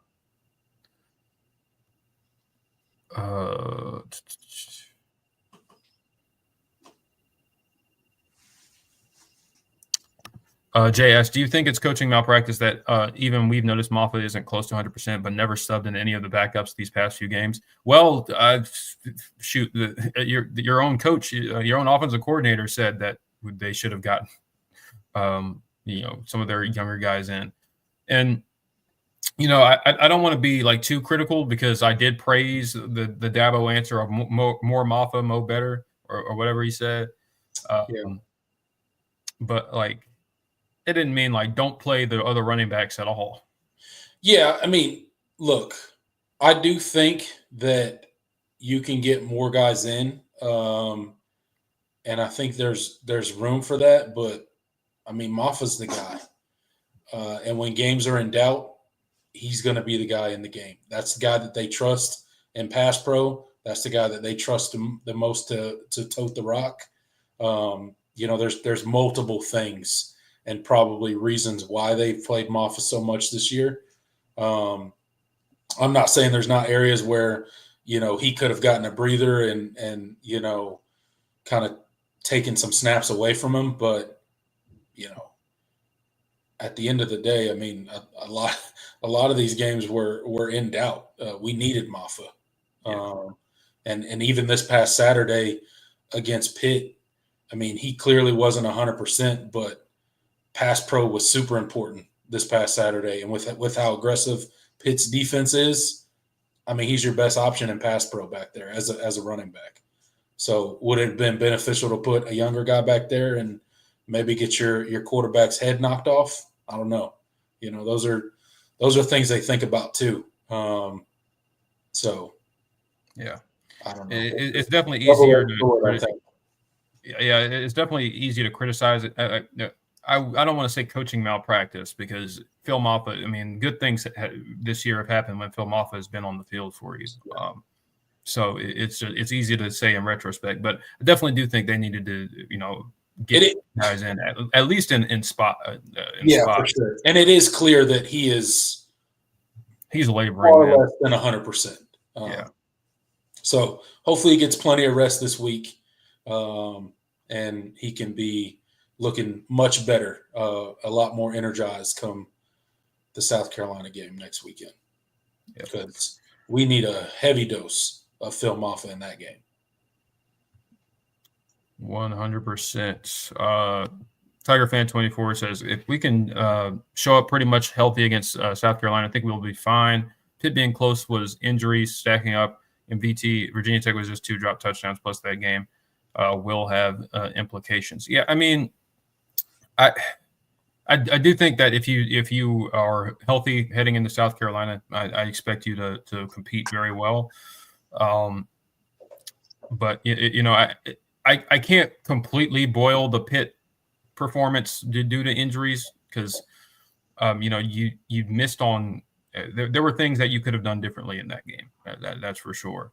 Despite the injuries, and Virginia Tech certainly, there were a lot of things you could have done differently, and especially in that first half. And you put it together in the second.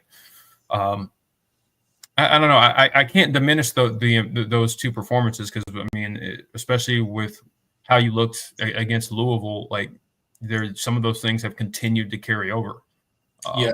It hasn't cost you a game again, but some of those same issues are arising when teams are being hyper aggressive against you offensively, and you don't you don't seem to have answers for it. You had those injuries in the first half when your offense was moving the ball up and down the field. Yep. It was the same offensive line in the first half that was the second half. I mean, you literally the second play of the game is when you played musical chairs on the offensive line. And Cade put together probably, one of his best halves as far as throwing the football and just delivering an accurate football. Yeah, in that he first had half. 200. And how many yards did he have in the first half? Like 200 something passing yards? Yeah, over 200 passing yards in the first half. I mean, just surgical, really, in that first half. And then you come out the second half, and it's like, what happened? Like, clearly in my mind, Pitt adjusted and you didn't. That's the only thing that makes sense to me. So it's not all. Obviously injuries were a factor in that Pittsburgh game, no doubt about it. But I don't think it was the only reason that Clemson struggled in that game. I mean, and some of it was, the coaching staff. Some of it was, you just missed opportunities. I mean, you had it. Honestly, even in the first drive of the game, we talked about how good the first half was, but you turned the ball over on your first drive. You did. You're moving the football. Cade had the correct read. The guy was wide open, but couldn't hold off the edge rusher as Cade was cocking back the throw, and just a fumble and you got the stop, but that's a lost possession in a game where you don't get the ball at halftime, and it's the first drive of the game. But then you had the missed touchdown to Antonio Williams. He's streaking wide open down the seam. And there have been a lot of that area of the field has been, as we talked about it with the hard take when he called in on Saturday. Like, that area of the field has been wide open a lot this year. I can remember against Virginia when Jake Brenningstool was streaking wide open. Cade missed him. He just didn't throw him. He just didn't see him. He didn't look at him. As much praise as we've given Cade this year, he certainly has his share of responsibility.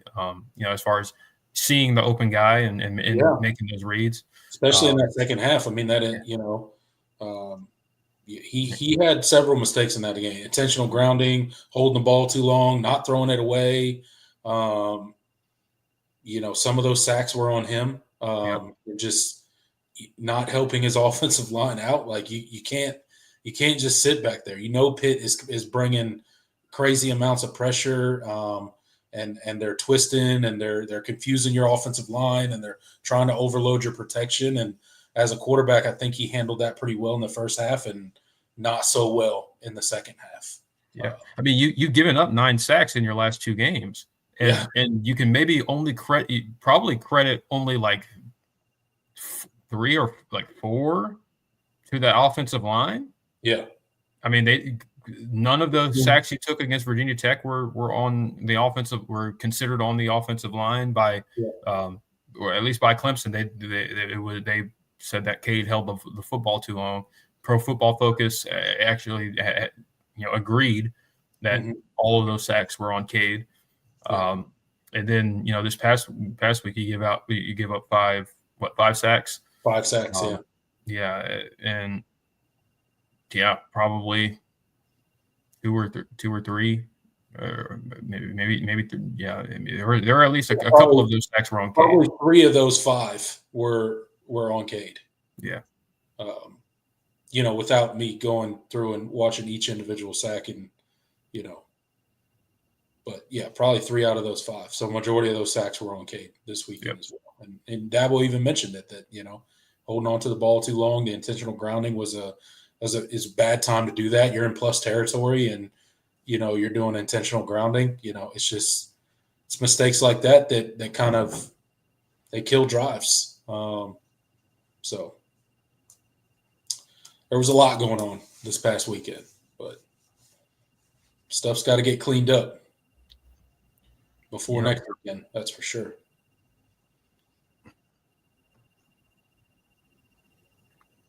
John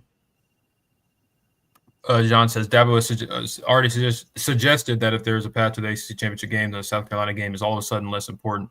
Maybe some don't play. I don't know if I'm not sure what quote you're referring to, in which maybe that was implied, but I have a hard time seeing it. Winning the state is one of your goals every year. Like, that hasn't changed. That I can't see a world where Clemson doesn't pull out all the stops to try to win that football game.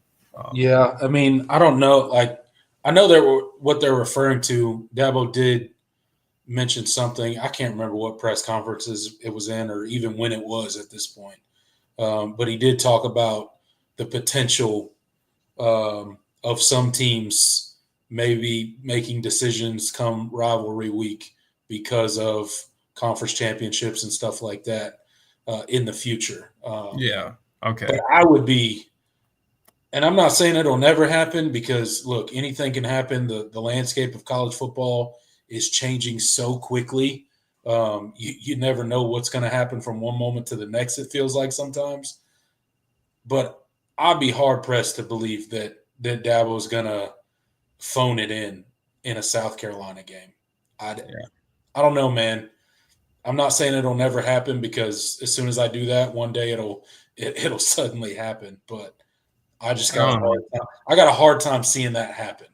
I mean, I don't think that's the kind of culture he'd want to. That's just not part of what he's built this program on. I think you see whoever can play will play next week. I think.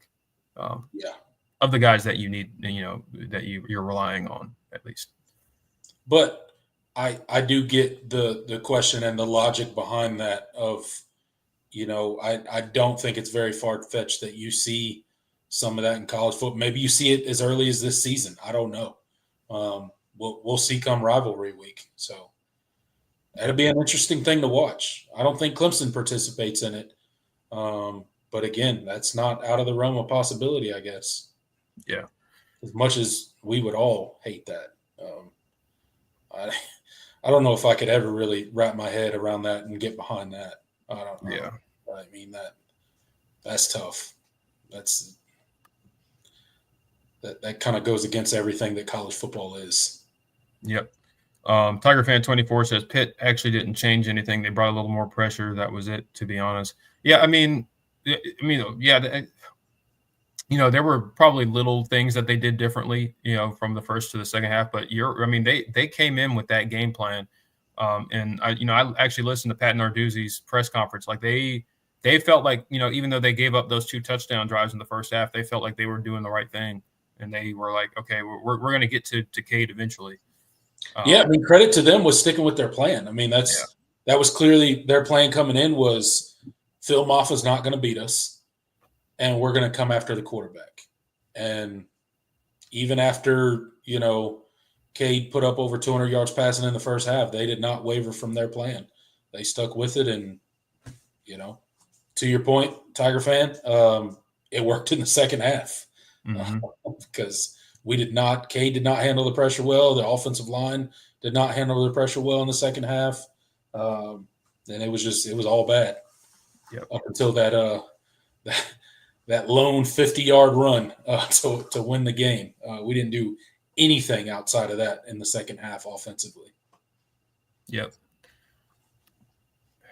Jay says, there's been so many weeks where I've seen other teams make adjustments and wish we were capable. It seems like we're not able to adjust to the adjustments. I think that's really the thing. It's like when teams, when they give us something we weren't prepared for, it's like, okay, all right, we don't really have any answers.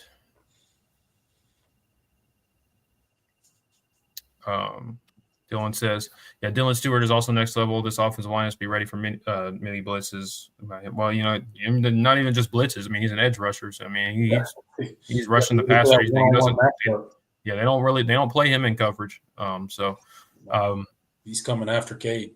Yeah, I mean, South Carolina's whole defensive line is extremely talented, and they're deeper than I've seen them be in a long time.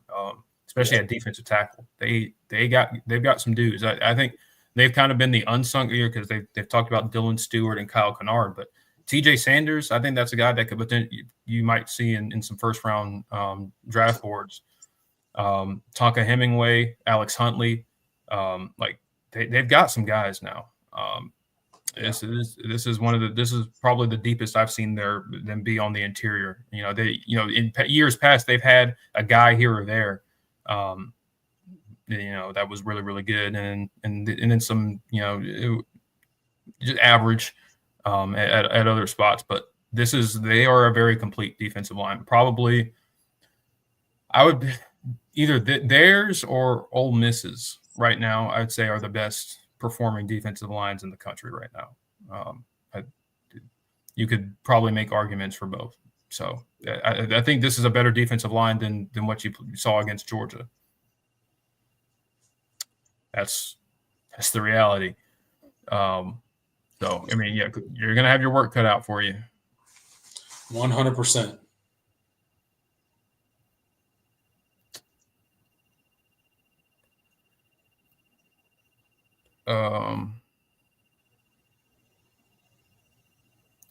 Isaac. Stewart is a stud.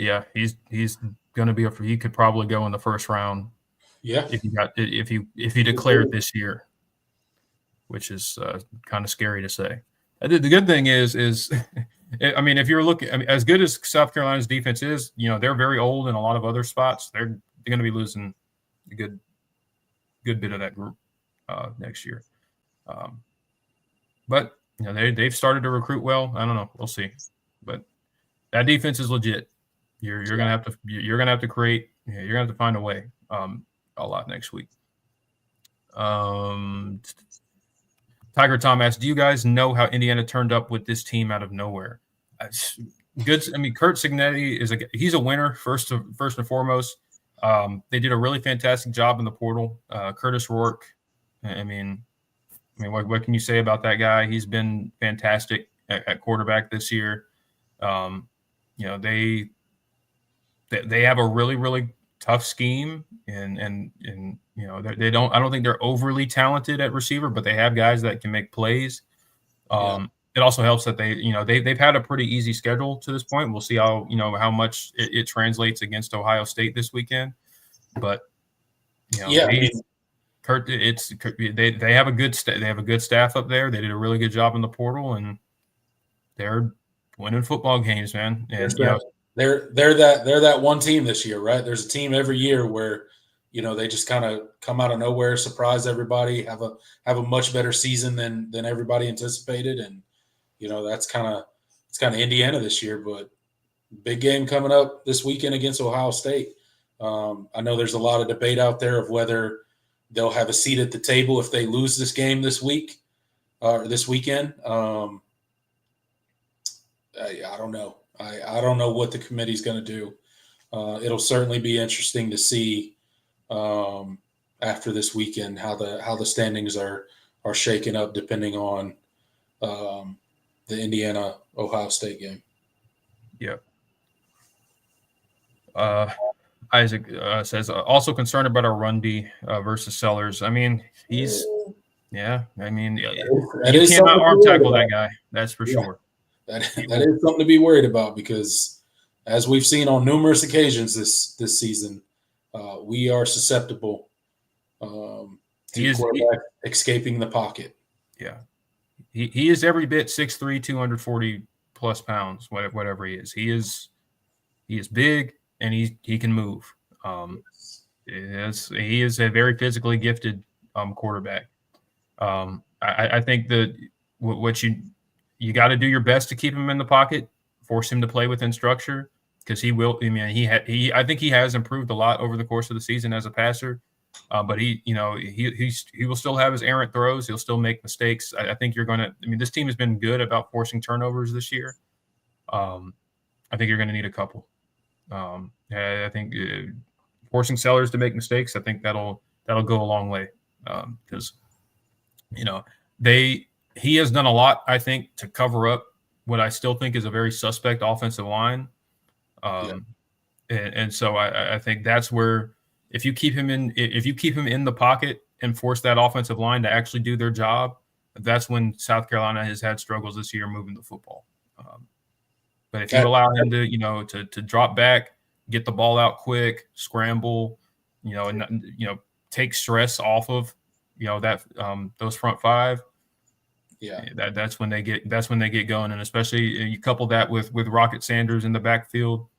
Right. Yeah, you might be in for a long day, but that's going to be the key with the Clemson defensive line, right? It's like rushing the quarterback. Yeah, you want to put pressure on Sellers and make him make decisions, but rushing with discipline is going to be the key, because if you overrush that guy, he's just going to step up in the pocket and run for 15 yards. Or more. Yeah, or more, or a touchdown, or whatever, how much ever green grass is in front of him, especially if you're playing man behind him or behind that front, and he steps up in the pocket, there ain't going to be nobody there to tackle him. So rushing that with discipline, kind of collapsing him within the pocket would probably be your best bet. And sometimes that doesn't come with the number of sacks that you want, but when you're trying to contain a quarterback like that and prevent him from running, sometimes it's better to trap him within the pocket instead of trying to get home on every single play. Yep, absolutely. Let's see. Tig says the Qs will make hamburger out of Miami. I hope so. That'd be nice. We can only hope that they will. Tiger Tom says Pitt keyed in on Maffa and made it a primary objective to shut him down. Yeah, I mean that's they were very honest about that. They told you basically, and it absolutely worked. We're not going to let Phil Maffa win the football game for you, because if he's rolling, then this offense, very hard to stop this offense. Dylan says Sellers is actually from a high school near me. Capehart is actually from the same county. It would be neat to see those two guys play each other. Yeah, absolutely. Both South Carolina. I don't think Capehart's going to be back for that game. Yeah, so that's unfortunate. But yeah, the chances of it right now don't seem great. That's for sure. But Capehart, Hartsville, and Sellers is from what high school? I'm forgetting. I know it. It'll come to me in a minute.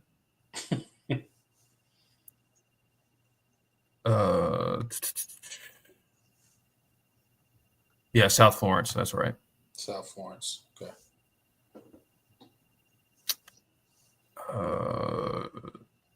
Let's see.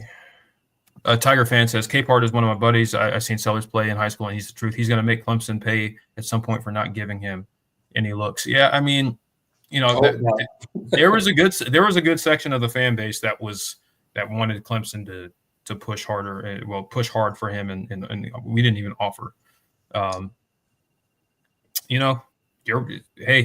Especially if you lose on next Saturday. Yeah, I mean there'll be some conversations. I mean, and not just because we want Sellers to be our quarterback, but just if you recruited him and had him on your roster, that means he's not on your in-state rivals. That means he can't play for South Carolina. It means he can't play for South Carolina.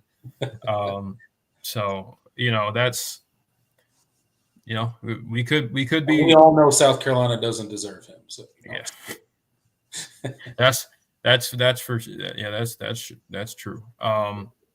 But yeah, I mean, maybe it doesn't come back to bite you, but that is one of the things, and we don't talk about it a ton, but that is one of the things that's been frustrating about Clemson's recruiting efforts is just kind of how they've gone about in-state recruiting. It's like, I don't know, Lenore Sellers was very obviously talented. Like, you watched him play in high school. I knew about him for a while. He was the recruiting services took a long time to catch up to him, but if you just sat down and watched that kid play, you were like, wow, that's like, you physically, like, all the tools, has a hell of an arm. I don't want to say he's like, people were throwing out Cam Newton comparisons. Like, I don't think he's that good, but very physically gifted, going to be a guy that'll be in consideration by the end of his career for to be a first round pick, I think. So it's like, I don't think, and South Carolina doesn't have that many guys. Right. They just don't. They don't. The state of South Carolina doesn't produce that many guys at quarterback. No, it's not a hotbed for college football recruiting, but I do, like, Clemson has not performed nearly well enough in the state of South Carolina on the guys that are, good prospects coming out of the state. I think South Carolina has done far better than Clemson in that department. And you might be feeling that pretty soon. Donovan Murph, 2026. Well, I know 2025 wide receiver that recently reclassified from 2026. Yeah. He's coming in. He's coming in this weekend. Yeah. He's visiting Clemson, but South Carolina's in the driver's seat in that recruitment. So, and they already have a pretty good pretty large wide receiver class in this class. Yeah. And he's still. I mean, that's what you're dealing with. So I do hope to see Clemson kind of change their efforts there. Takes says face to facts, Clemson is pitiful against the run. Yeah, you weren't as bad on Saturday, and certainly, but yeah, I think a lot of it has been a paper tiger as far as your run defense. Yeah, Virginia Tech wise, they didn't have their main running threats were both injured. And with Pitt, they not only dealing with an offensive line that's banged up, but their second string running back goes out. Desmond Reed is, they use him in a lot of different ways, but for most of the year he was playing off of Eli Holstein and his ability to run, and Nate Yarnell is just he's not nearly as mobile. So I don't know. Next week is the first time in a while that you faced a true running threat at both quarterback and running back. So we'll see how they respond. There's a lot going that you haven't seen yet.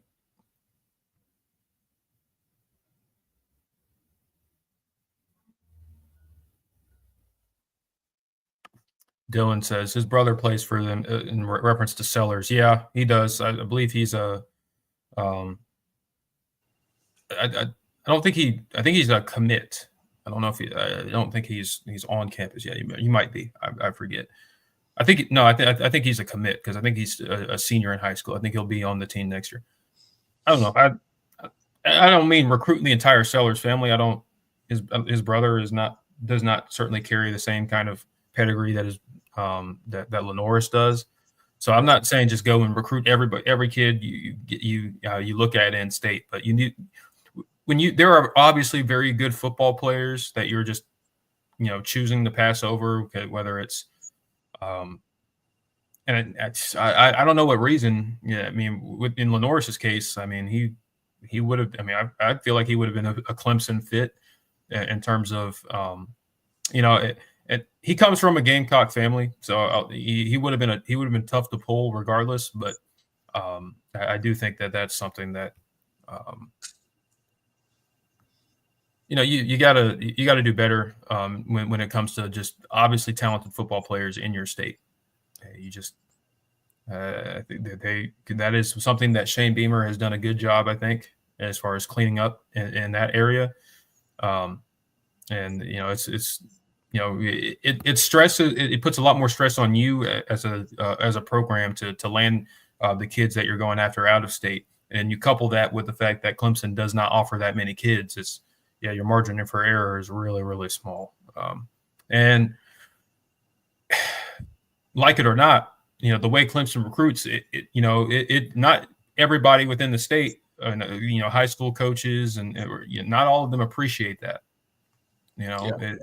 There are certainly some programs, some areas that Clemson recruits more than others, and it's like, okay, well, you never. I got this really talented kid. You haven't come around, and now you're offering it to this kid. Like, you want me to send this kid to you when I've heard from South Carolina's coaches far more often than I've heard from yours.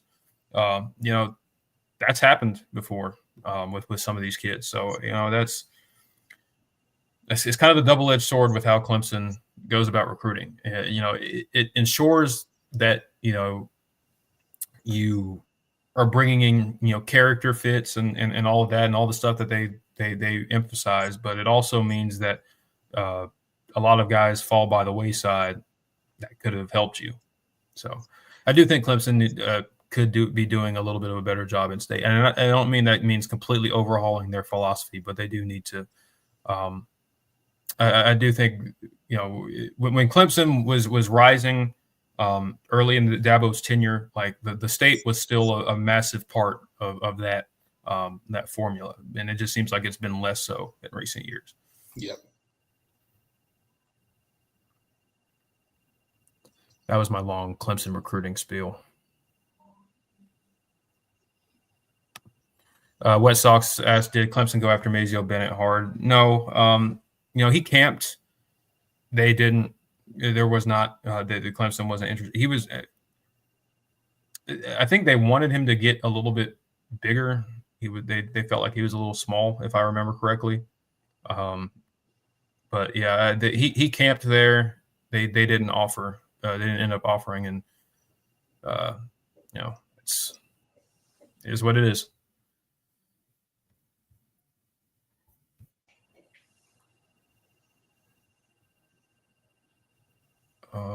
Let's do a couple more and then get on out of here. Yeah, Dylan says, Sellers was a Syracuse commit. Yes, he was. Yes, he was. Imagine if he had went up to upstate New York. That would have been something. Yeah, that would have been crazy.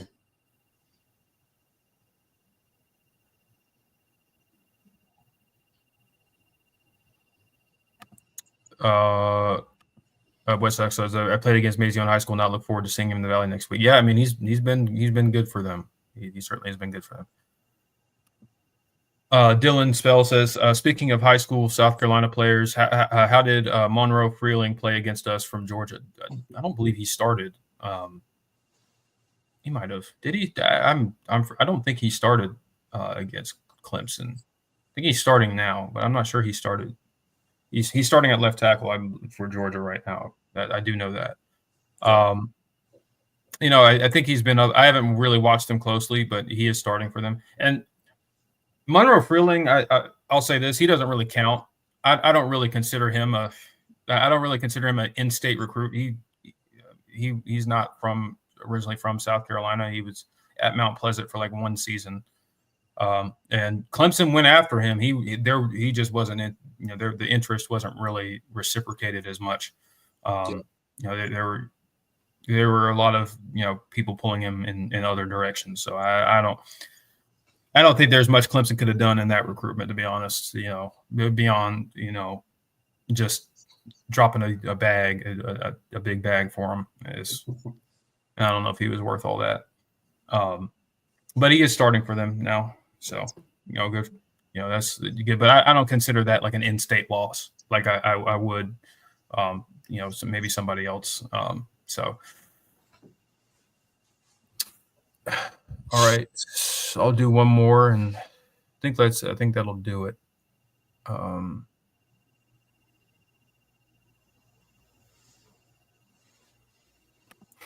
Tick says time for the jinx coup. Time for the jinx.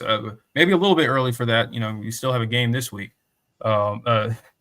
But he says Coots 45, Clemson 3. The fix is in. Yep. Well, hopefully this jinx results in the opposite score. That'd be awesome. That's right. Keep doing the good work, Tiggs. We appreciate you. But we are at 2 hours and 12 minutes, Jordan. I think it's time to wrap it up. Get out of here for the night. Thank you guys so much for showing up. Still got 26 people in the live chat. Hit that like button if you have not already. Consider subscribing. We do this all-in show year-round. Be on the lookout, guys. We might end up changing from Wednesday next week because of Thanksgiving. We'll be right up against Thanksgiving. Obviously, travel, spending time with family, all that kind of stuff. So you might see this show Monday or possibly Tuesday. So just look, be on the lookout. It's probably not going to be on Wednesday, so it'll be Monday or Tuesday. We'll put out a statement in the community tab letting you guys know when we're going to do the show. But just know that it's probably going to change due to Thanksgiving. So just giving you guys a quick heads up so you guys know. Good luck to the Tigers this weekend. 3:30 kick on the CW, but at least we get to see our Tigers in purple.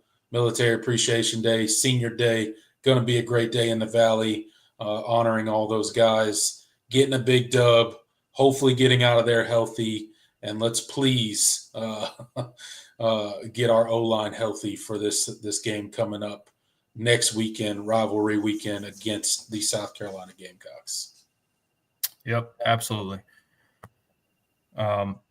But yeah, thank you guys for tuning in. Another great show. We are approaching the end of the regular season. We got one more of these, and then it's on to conference championships, bowl season, all that. And but we're still gonna be here. Like Tiger Paul Craven said earlier in the show, we do this year round. So stick around, share it with your friends. We're trying to grow this channel, grow this show. So if you know any Tiger fans, any college football fans in general, then feel free to share the show with them. Thank you guys so much. Yeah, bring them here. All right, guys, we'll see you on Saturday immediately following the Clemson game. Give us some time to fire up the live stream, and we will be here for the post-game live video, giving you all of our thoughts on what we saw this coming Saturday. Clemson versus the Citadel, Military Appreciation Day, Senior Day. Going to be a great day. We'll see you on the post-game live. Later, y'all. Go Tigers.